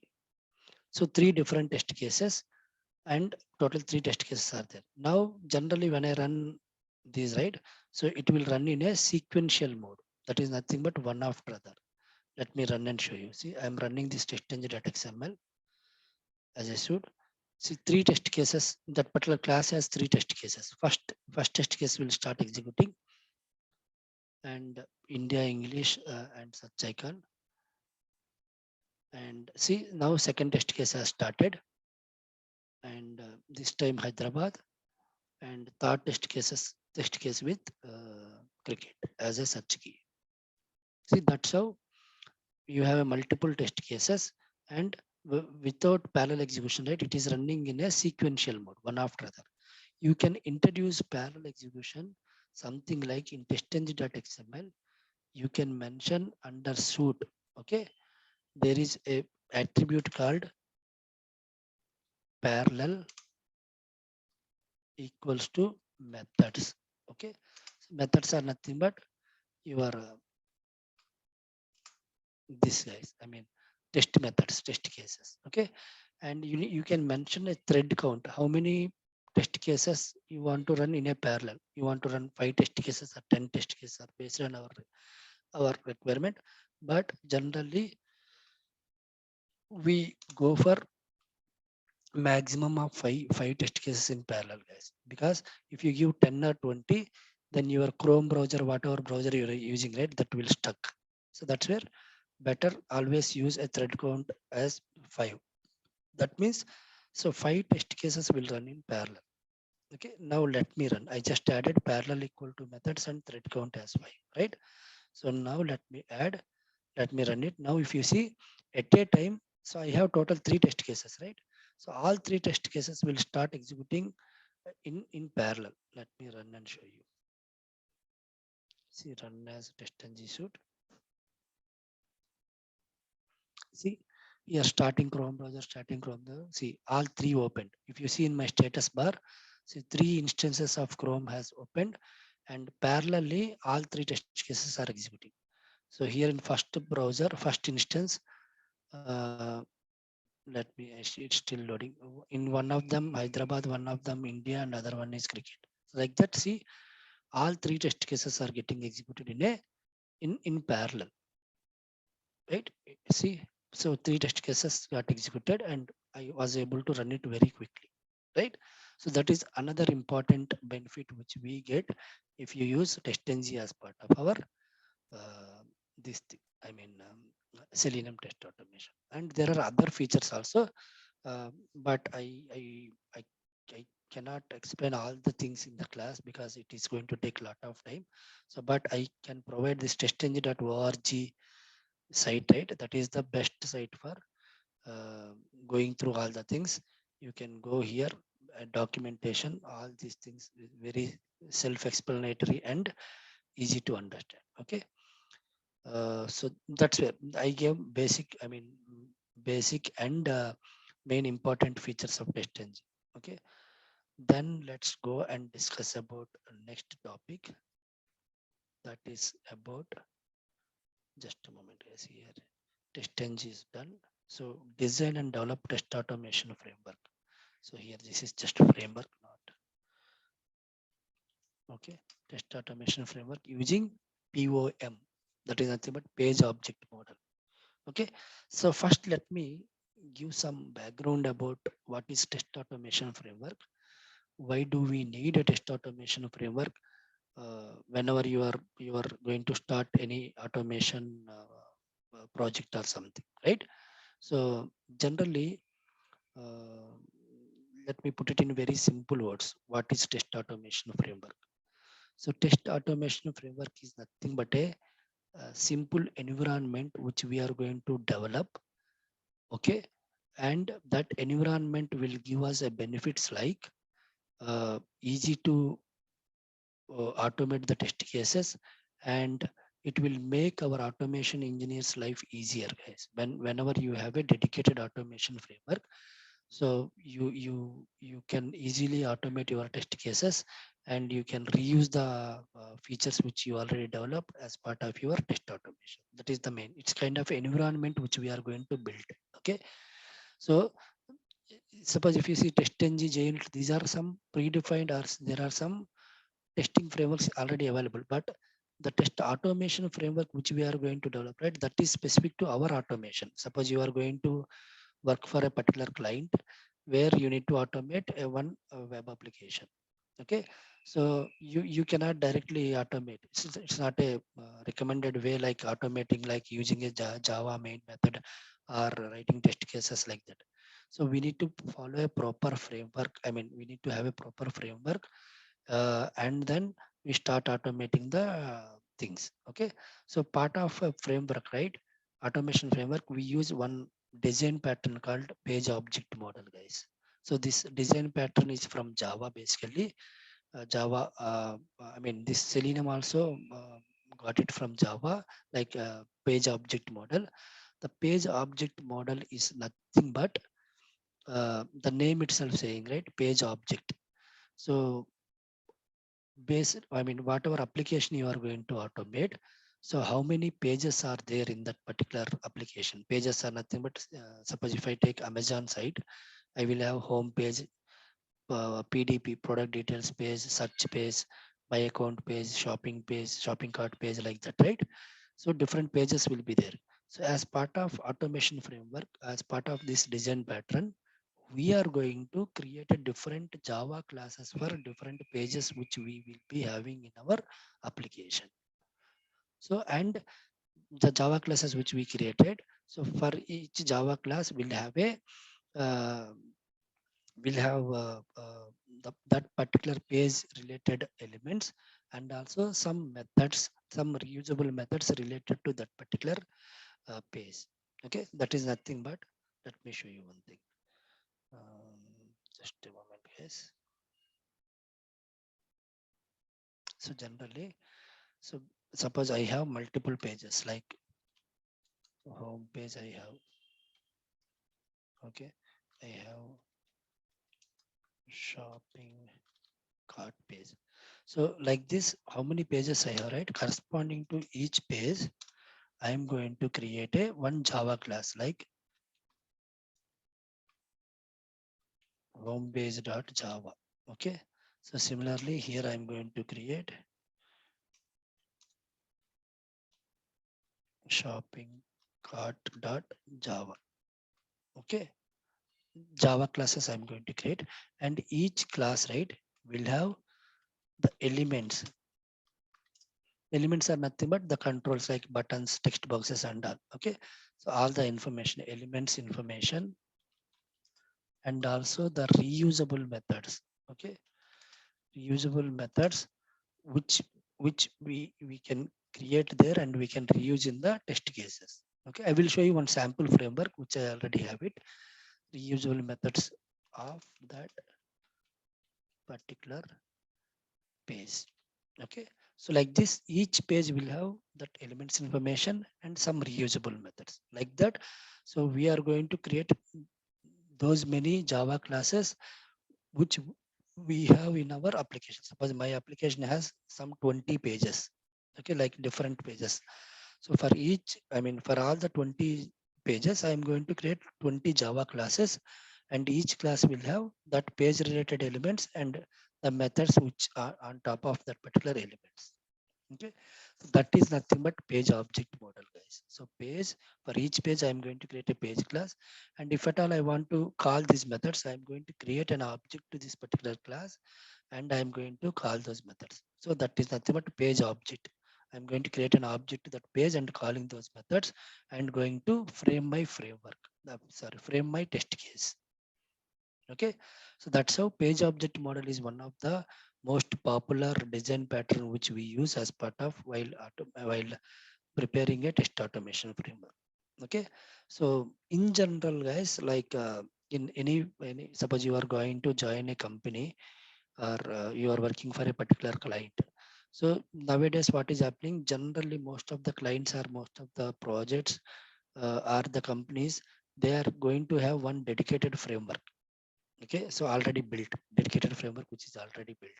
So whenever you are going to initiate or whenever you are going to start any new automation project or something, so then they will provide a skeleton framework which they already have it. Okay, so all the things will be defined in it and they will just share with you. You just need to extend that and then enhance it and automate for your, I mean, use it for your automation. That's it. You don't need to uh, design and develop a framework from the scratch. So that is what happening nowadays. Even any most of the companies will be having their own frameworks readily available. So we just need to enhance those frameworks and then use it for our particular automation. That's it. But in some situations, there you will end up in creating the frameworks from scratch also. Suppose you are working for a particular client and they don't have any automation frameworks available, or that is the first time they are going to automate their application or something. In such cases you need to start automating I mean, designing and developing a frameworks from scratch, uh, and use that framework for your automation. Okay, so one basic thing you need to follow while preparing, while creating any automation framework. Okay, or else designing and developing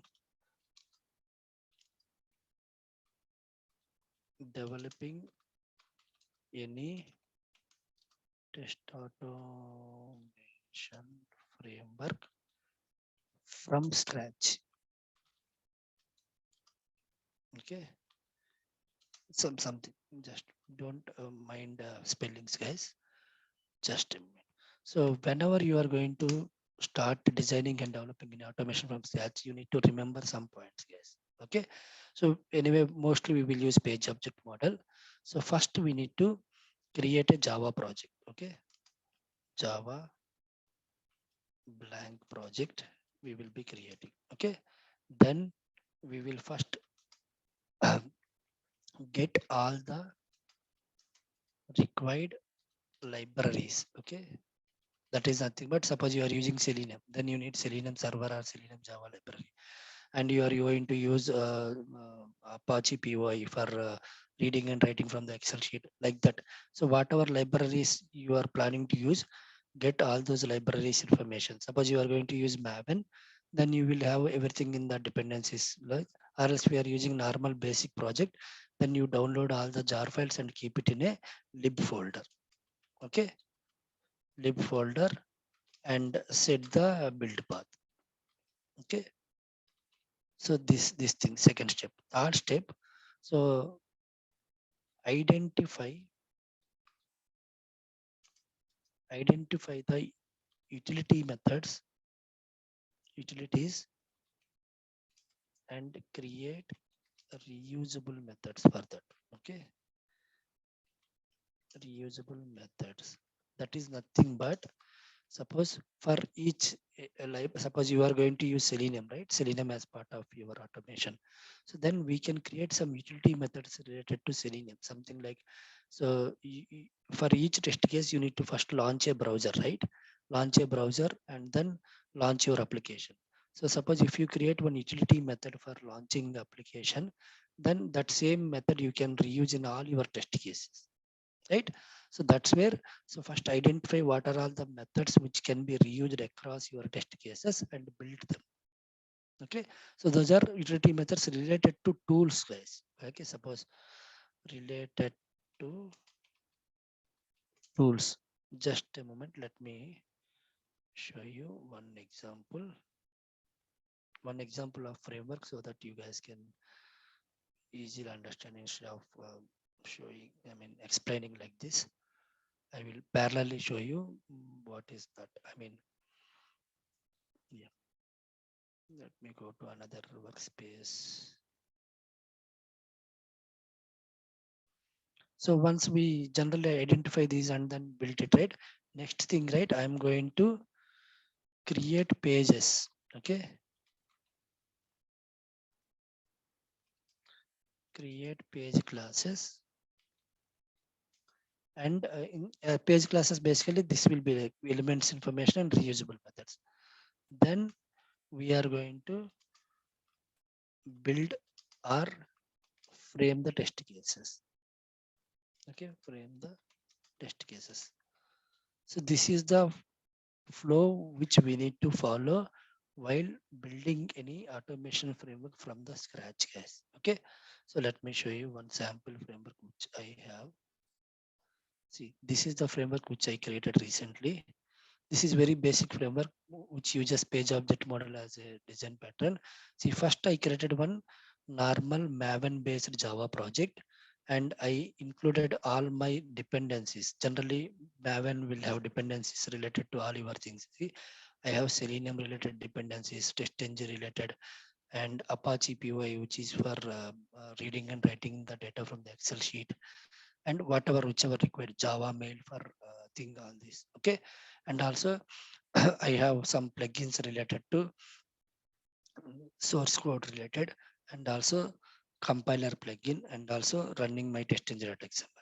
Okay, so once we need to set this thing ready, then what I mentioned, see, Java bulk projects. Here I created a Maven project and then I whatever required libraries, all the dependencies I mentioned here. So third step, identify the utilities. See, if you see here under SRC main Java, I created one package called utils. Under that, I created multiple classes, something like Selenium test initializer utils. There is one class I created. Inside that, I created a reusable method called initiate WebDriver. So this method is basically for initiating the WebDriver based on my browser option, whether it is a Chrome or Firefox or Edge or something. It is going to open that particular browser and it is going to launch the application. So for the launching application, I have it somewhere in here. I am not launching, I guess. Yeah, here I am not launching. In the test case itself, I am launching. So for that, I am going to have it under Selenium utils. So Selenium, under Selenium utils Java class, I created multiple reusable methods, guys. Launch application where I am getting the driver and get method and I am passing my application URL. This application URL I am getting from the properties file. Okay, I have a property files where I mentioned my which are commonly used, something in which browser I want to run my test cases, what is my application URL and test ng groups and all. Okay, so don't worry about it, but basic details will be there. So that's where, so you need to create some utility methods related to tool. So see like see wait for web element, click on element, enter text into text path, some reusable methods, because these are the common actions which we perform in any web application. So these methods I will be calling, like see read text, take screenshot, all these things. Okay. And Excel read and write, I created some methods. If I have data in my Excel sheet, how to read the data, I can simply call this method by passing file path and row number and column number. It will give the data like that. And file read it, write details. This is nothing but reading the property file and writing some data into property file. Test and utils I created by basically for report, from logs and all like that. The start step, we need to first identify some utility methods related to our tools and then develop it. Then create a page class. See, I created here one package for pages, and I took this basic Wikipedia site. I created one home page where I have all the web elements information, that is nothing but search box, language dropdown, and search icon, and some reusable methods I created on top of it, like enter search key, and inside it again I'm calling my utility methods, Selenium utility methods and test utils methods. Okay, like this I prepared my home page and I created my content page like that. How many pages you have, you can create. And once this is done, the last step or final step is like you need to frame the test cases. So here where I'm going to frame the test case under test Java. See, what I'm doing is here I created a normal method and added a test ng at the rate test ng test. And see, I'm simply creating the object to the classes which I created. See, test initializer class which I created as part of utils package, I created an object to this and calling the initiate WebDriver method. Okay, and launch application uh, method I'm calling from the Selenium utils, and I'm creating an object to the my page, like wiki home page is my Java page, and I'm creating an object to that particular page, and using that object I'm calling the reusable methods which I have written in my this wiki home page. Okay, like that. See, I framed my test case simply creating objects to the predefined, user defined classes and then calling the methods which I developed actually. So these are all the classes and methods I developed. Okay, I'm simply calling them. See, in the test case, I'm not writing any raw code actually. Direct code I'm not writing. I'm simply calling the methods, creating the objects of to the classes and calling them. That's it. That's how generally we need to follow. See, I like that I can create n number of test cases because I'm simply reusing the things. See, this enter search key in the home page, I'm simply reusing. In this same test, in the first test case, I have reused and second test case, I have. Like that in n number of test cases, I can reuse. That's where our our framework should be in a state to basically why do we need a framework? Framework will make our automation work easier, right? That's where if you have a dedicated automation framework there, then your life will be easier while automating the test cases. You simply calling those methods and then running them and then uh, doing the failure analysis and all. That's it. So, but for framework design and develop, first initially you need to spend some time. If there is no framework available, otherwise if there is already framework available, then you need to get it and enhance it for your project. Okay, so that's what you need to do, guys. So remember these steps. And also generally, as I mentioned it, nowadays, I mean, most of the companies, they are owning their own frameworks basically, and then they are reusing their frameworks across different projects. Okay, but anyway, better to have some knowledge on how to design and develop any framework from scratch also. Okay, so this is all about test automation frameworks, guys. The final thing I'm going to take just to 5 to 10 minutes, guys, and we'll wind it up. Some Selenium tips and tricks, guys, which is very important for anyone. I mean, not only for beginners or anyone. So these will be very important. Let me share some things. Just a moment. I have somewhere in my,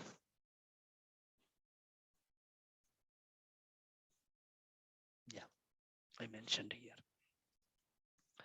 So I want to give some tips or some kind of which will help in while automating anything, guys.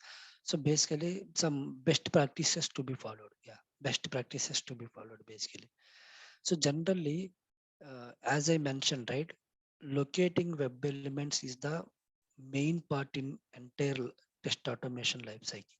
Okay, that's where your automation skip stability depends on your locators, guys. So you need to properly locate your web elements using any one of the locators available for Selenium, like XPath or ID or name or anything. So whichever locator you are using, make sure your web elements are more robust. I mean, your locators are more robust. Such a way, your scripts also will be more stable. Okay, one of the tips or best practice to be followed while locating the web elements is like, so whenever you are using XPath as part of your locators, then whenever you are locating web element, right, don't directly take from that particular node.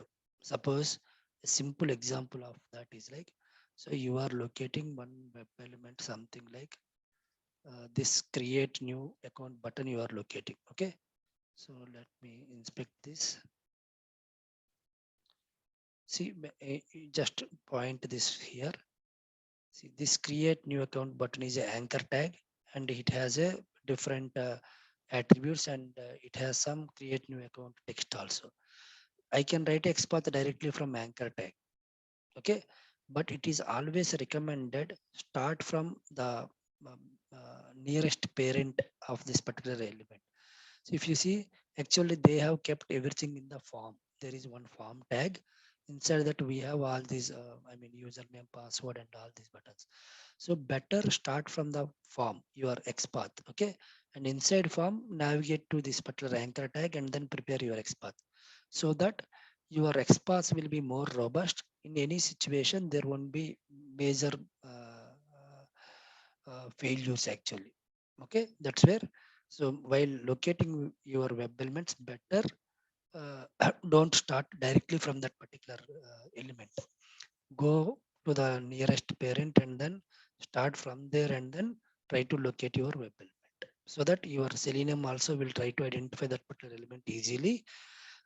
And your scripts also will be more stable. Okay, that is one of the best practices to be followed.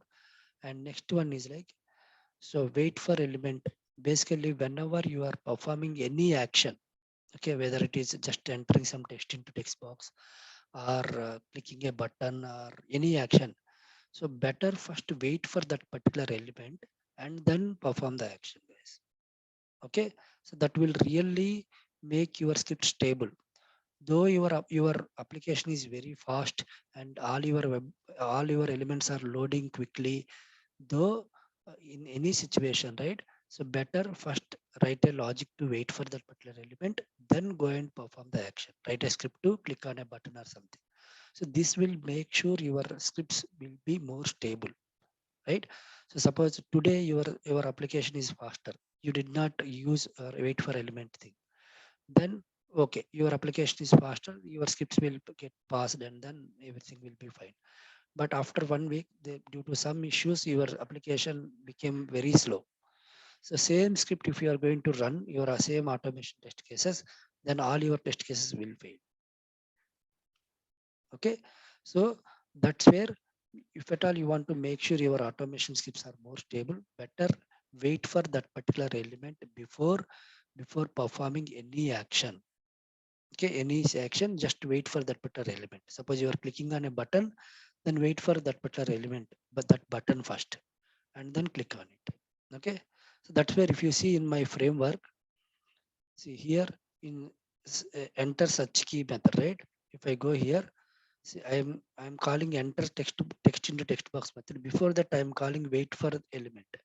So I'm waiting for the text box, I mean search box first, and then entering text. Here, if you see, I'm selecting the drop down value. Before that, I'm waiting for that element. So I'm clicking on this particular search icon. Before that, I'm waiting for the search element, search icon. So like that. So before performing any action, make sure you are waiting for that particular element, so that, so it will make your script more stable and also your locators also more robust. Okay. And always use exception handling, guys. This is another best practice to be followed. Is like, so whenever you are developing your test cases, right? See, here I have used a try catch block. Okay, so that if anything happens while running your test case, so it will come to the catch block, and then you can write a logic to take a screenshot, and you can even provide some meaningful message to the in console, so that during our failure analysis this would be very useful. That's where exception handling is very important uh, while running, while preparing, or while framing your test cases, guys. Okay, and this is anyway I discussed. Never use these I mean unconditional weights or this hard weights, guys, because this will make your scripts slower. I mean, in some situations better, because we have anyway alternate techniques, right? To avoid these things, like using explicit or implicit weights. That's where try to avoid using these hard weights as much as possible. Okay, and generally in Selenium, to scroll or something, we have something called JavaScript executor, guys. I did not cover in this thing, because I could not cover all the things in this workshop. The major things I covered. So JavaScript executor, one concept where you can automatically scrolling of your browser, or clicking on a buttons, or scroll to that particular element and click on. All this can be basically, you can run some JavaScript using this JavaScript executor. Okay, and page load timeout is basically, suppose your home page is taking too longer to load. In such cases, you can use implicit wait called page load timeout, which will help you to wait for the entire page to be loaded, and then it will go and provide, I mean, start the other actions.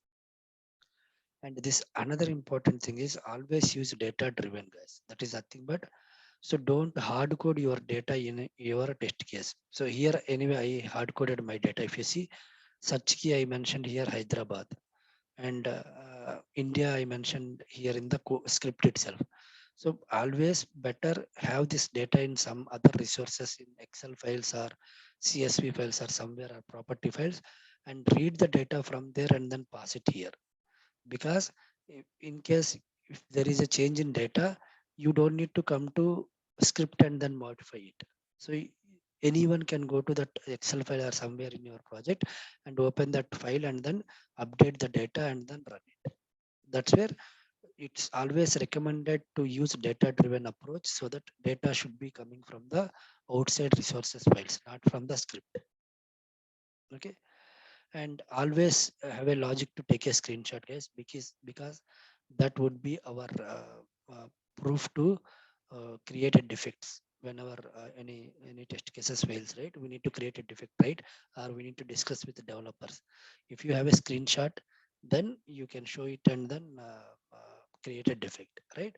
So in Selenium we have an option to create a screenshot, take a screenshot also. There are some predefined interface called take screenshot. Using that, there is a method called get screenshot as. Okay, using those you can take a screenshot. And always use driver.quit at the end, guys, because if you don't call driver.quit and you are running all your test cases, what will happen? Your this one, um, your browsers will stuck actually. So if you don't call driver.quit, it won't close the browser. It will still open it there, and your browser load will get increased, and then browser will also get crashed. Okay, so always once the test case is done, try to make sure calling this driver.quit. Okay, so driver.close, another thing is that, that is basically whenever you have multiple tabs in your application. So I mean in your browser. So if at all you want to close the active tab, generally we use driver.close. If at all you want to close all the tabs in your browser, then you can use driver.quit. Okay. Yeah, so these are the some of the tips or the best practice to be remember while automating your applications, guys. Okay, so I just wanted to share this. That's where I mentioned.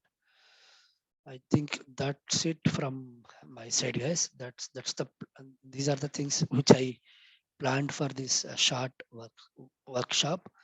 Uh, so I did not target one set of users. I mean one set of people like, I don't know, some people here in the session are like medium level knowledge people on automation or Selenium. Some people are very beginners. Some people might be like experts. That's where I took some of the concepts which commonly, uh, uh, commonly put together so that everyone can understand. I can target all the levels of users. That's where. Okay.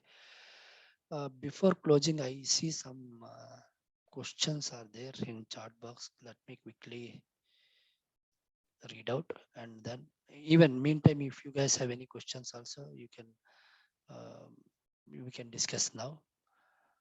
How to test charts on dashboard using Selenium. So basically, okay, you have given one example. Let me open that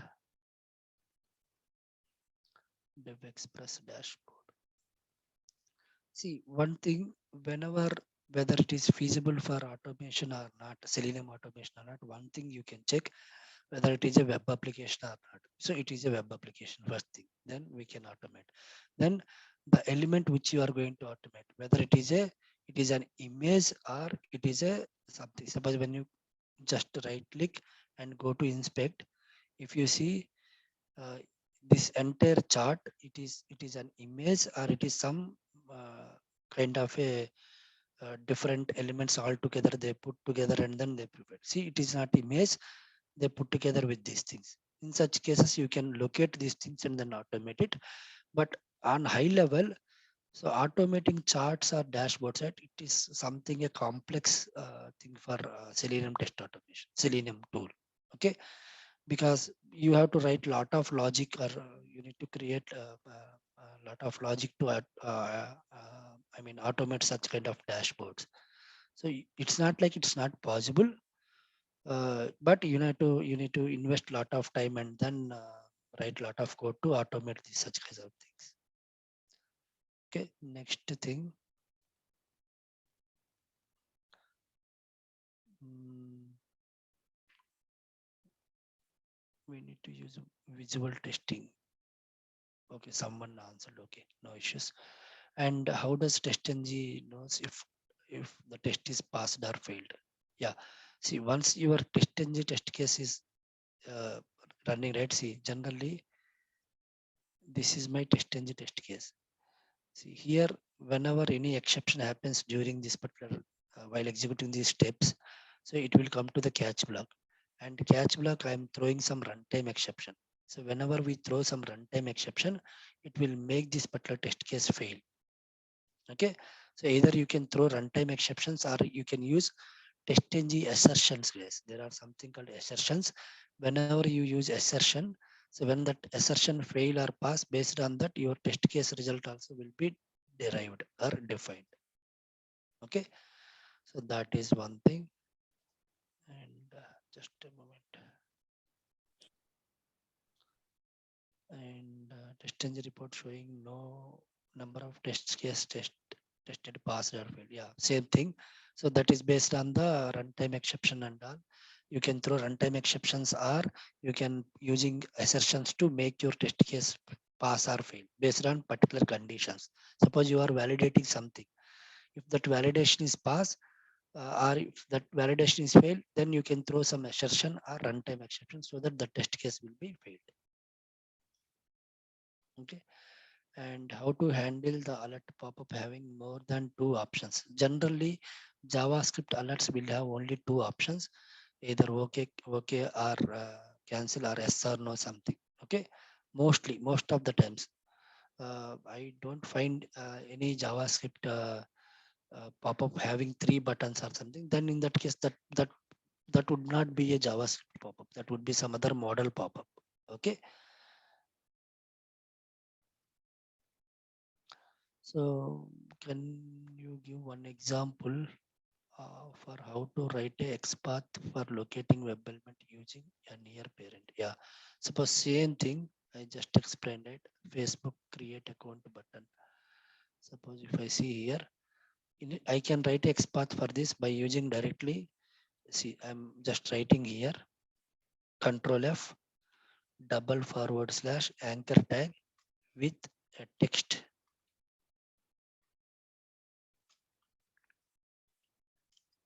Create new account. Okay. See, it is identifying my element fine without any issues. One of one it is giving uniquely identifying. So this way I can use my expert, but recommended way is like you can start from the form. See, if you see there is a form, because this is one section. Inside this section they have this all these controls. I can start from the form. Before anchor tag I can put double forward slash form, and you can use any form. See, royal login form data test id is there. You can use this attribute, something like at the rate data hyphen test id equal to, in single quotes, this one. Okay, see, one of one it is given. So this way you can write the xpath taking the nearest parent is like this. So I can directly write xpath only till here, I mean from here to here, but I added one more parent which is like this form, so that in such cases what will happen, selenium will easily identify this particular this particular element, because it will first come to this form, and then inside this form it will find the anchor tag with this particular text, and also your locators also will be more stable or robust whenever you go for such kind of, I mean, uh, taking a nearest parent and all. Hello. Yes, Yeah. yes, please. Um, can you explain again the POM framework, pom.xml? How did you received it? Like while placing the framework, how do you do the folders? Do you create it, or you basically like go starting creating a new project and you will get a pom.xml dependencies? Yeah, generally, whenever we are creating a project, we have a Maven project we can create in Eclipse. By default, Eclipse will have a Maven plugin. You need to go to create a new project and select a Maven and Maven project, and then you need to provide some group ID and create a simple project, Mm-hmm. and group ID and artifact ID. These are basic things you need to provide. Okay. And once you just click on finish, let me put one thing or else. So this build tool Maven, Yeah, is where we use the pom.xml. yes, one thing. So once we create a Maven project, right, by default, one pom.xml file will get created. Yeah. And inside that, but that pom.xml is a basic pom.xml will get created. So Mm-hmm. where we need to mention required dependencies for our automation project. Let me do one thing. Selenium test automation, something like this. Mm-hmm. Automation. Yeah. So this is all about Java build tool basically. This Maven is a Java build tool. Like Yep. that we have earlier Ant, and nowadays Maven and Gradle. These are the most commonly used things. Okay. See, there is one new project got created, Selenium test automation. If you see by default, these source code folders will get generated, and also one pom.xml will get generated. This is a Mm. basic pom.xml will get generated. So Yeah. inside, this is the project information. Inside this, you need to mention sorry, here where you need to mention dependencies, Okay. something like this. And each dependency information, you can get it from the Maven central repository. There is one Yeah. site called Maven central repository. Suppose you need Selenium Java related dependency, then you can simply search Selenium Java Maven dependency. Mm-hmm. So see, mavenrepository.com is the official site of that. If you go here, and based on the version which you want to use 4.5.0, click on it, and here where you can see this dependency information, you can get it. Maven, you can Mm-hmm. copy this thing, Okay. and you can put it here. Yeah. That's it. Like that. So what are all tools are the libraries which you want to use as part of project, right? So Mm-hmm. those dependencies you can get it from the Maven repository. Yeah. Uh, I have two questions, so I will Yep. just be quick. First question is, so before this, placing the whole Maven build formation creation of the project. Before this, we did it everything manually, which is a Yes. little different by just placing the libraries one by Correct. one, downloading them, and building a path. Correct. Uh, that is the same question, and this one will come as a whole package, and we just Mm. need to place these dependencies, and will it will create automatically the build part. It will be done by Yes. just placing over here the dependencies. Yes. Is that it, or am I wrong about this one? No, no, that's true. See, Yeah. Maven build tool will basically this is for dependency management. So you don't, whenever you are using Maven project, Mm-hmm. you don't need to download the libraries explicitly and then have it in your project and then build path. All those you don't need to do it. So Okay. everything will be taken care by Maven. That to Mm-hmm. pom.xml whenever you mentioned it. So what, how does this work, right? Suppose whenever you add any dependency and save it, it will start download this particular Java, this particular jar file. Okay, Okay. this particular jar file it will download and it will keep in your local machine. If you go to C drive users under your profile, user profile, there will be .m2 folder will get created. Inside Okay. this .m2 folder, there will be a repository, and as part of your dependency structure, see it is org, Selenium HQ and Selenium. So same way different folders will get generated here. See org, Selenium HQ, Selenium, and based on the version you have or the this one, Mm-hmm. the group ID and artifact ID is Yeah. Selenium Java, right? So there Mm-hmm. will be one folder with Selenium Java. So the Suppose driver comes in with these dependencies, right? The correct. driver thing. Okay. Yeah. So suppose here Selenium Java and based on the version, here you have 4.5.0, right? Then one folder will have 4.5.0. Inside this actual jar file will be there. See, this Oh. jar file got downloaded by the pom.xml and it kept here Mm-hmm. in this particular structure. Yeah, which are the driver sides? Suppose I think the driver Yes, Java. Yeah, like the yes, previous one that we did, libraries, placing them. correct, correct. So Yeah. Oh, without pom.xml or mavenate, generally we used to download this jar file from the official site and then we need to set the build path and all these things we need to do. um, where is the Chrome driver that we see? Uh, the Chrome Chrome driver. driver basically here Yeah. I mentioned under just a moment. Here Ye- I took test resources and I mentioned the drivers. Here Oh I yeah. mentioned Chrome driver Yeah, .exe. I forgot about that one. In this project that we doing currently, the Selenium test automation, the project that we Yeah. created just now, that the driver in that resources part, there is no driver, right? You did not place Yeah, anything. no, no. Yeah, we have to again Yeah. download these exe files and then keep it somewhere. Yeah. And while initiating, I need to give the path there. Yes, Yeah, so this is the place that we do like the previous one that we did, but instead of correct, playing the library and building a path like that, the process that we do, we just need to place these dependencies in the pom.xml. That's it, for the correct. Selenium files to be downloaded, and they will show up while placing the keywords like extensions and everything while in the developing in the code over there. Yes, yes. Yeah. Okay. I got it. Sure. So Thanks, Ajay Garu. thank, I think it's 2.5 hours Sunday. Yeah. Yeah, yeah. thank you. And That, thank you so much, Ajay Garu. And career IT కూడా ఏమన్నా selenium automation trainings ఇది start చేస్తే batch కొంచెం group లో post చేయండి.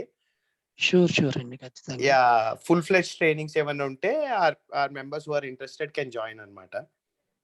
Yes, yes, sure. Not only that అండి, DevOps కూడా Azure కూడా చేస్తున్నట్టున్నారు కదా, ఆ రిలేటెడ్ పోస్టింగ్స్ కూడా ఏమైనా ఉంటే పోస్ట్ చేయండి అజయ్ గారు మీరు. Sure, అండి. Yeah yeah And even to all the, I mean, friends, right? So not only the trainings, if you have any questions or any concerns related to test automation or anything, you can reach out to me directly. My WhatsApp number is there in the group. You can directly reach out to me, so I can answer those things. Sure. Thanks Ajay గారు. Thank you so much అండి. Thank you, Ajay. Yeah, thanks all. Thanks, guys. Good night అండి. Yeah. Thank you for answering for the question that we Thank asked. you. Yeah. So thank you. Thank you. Yeah. Thanks, sir. Bye.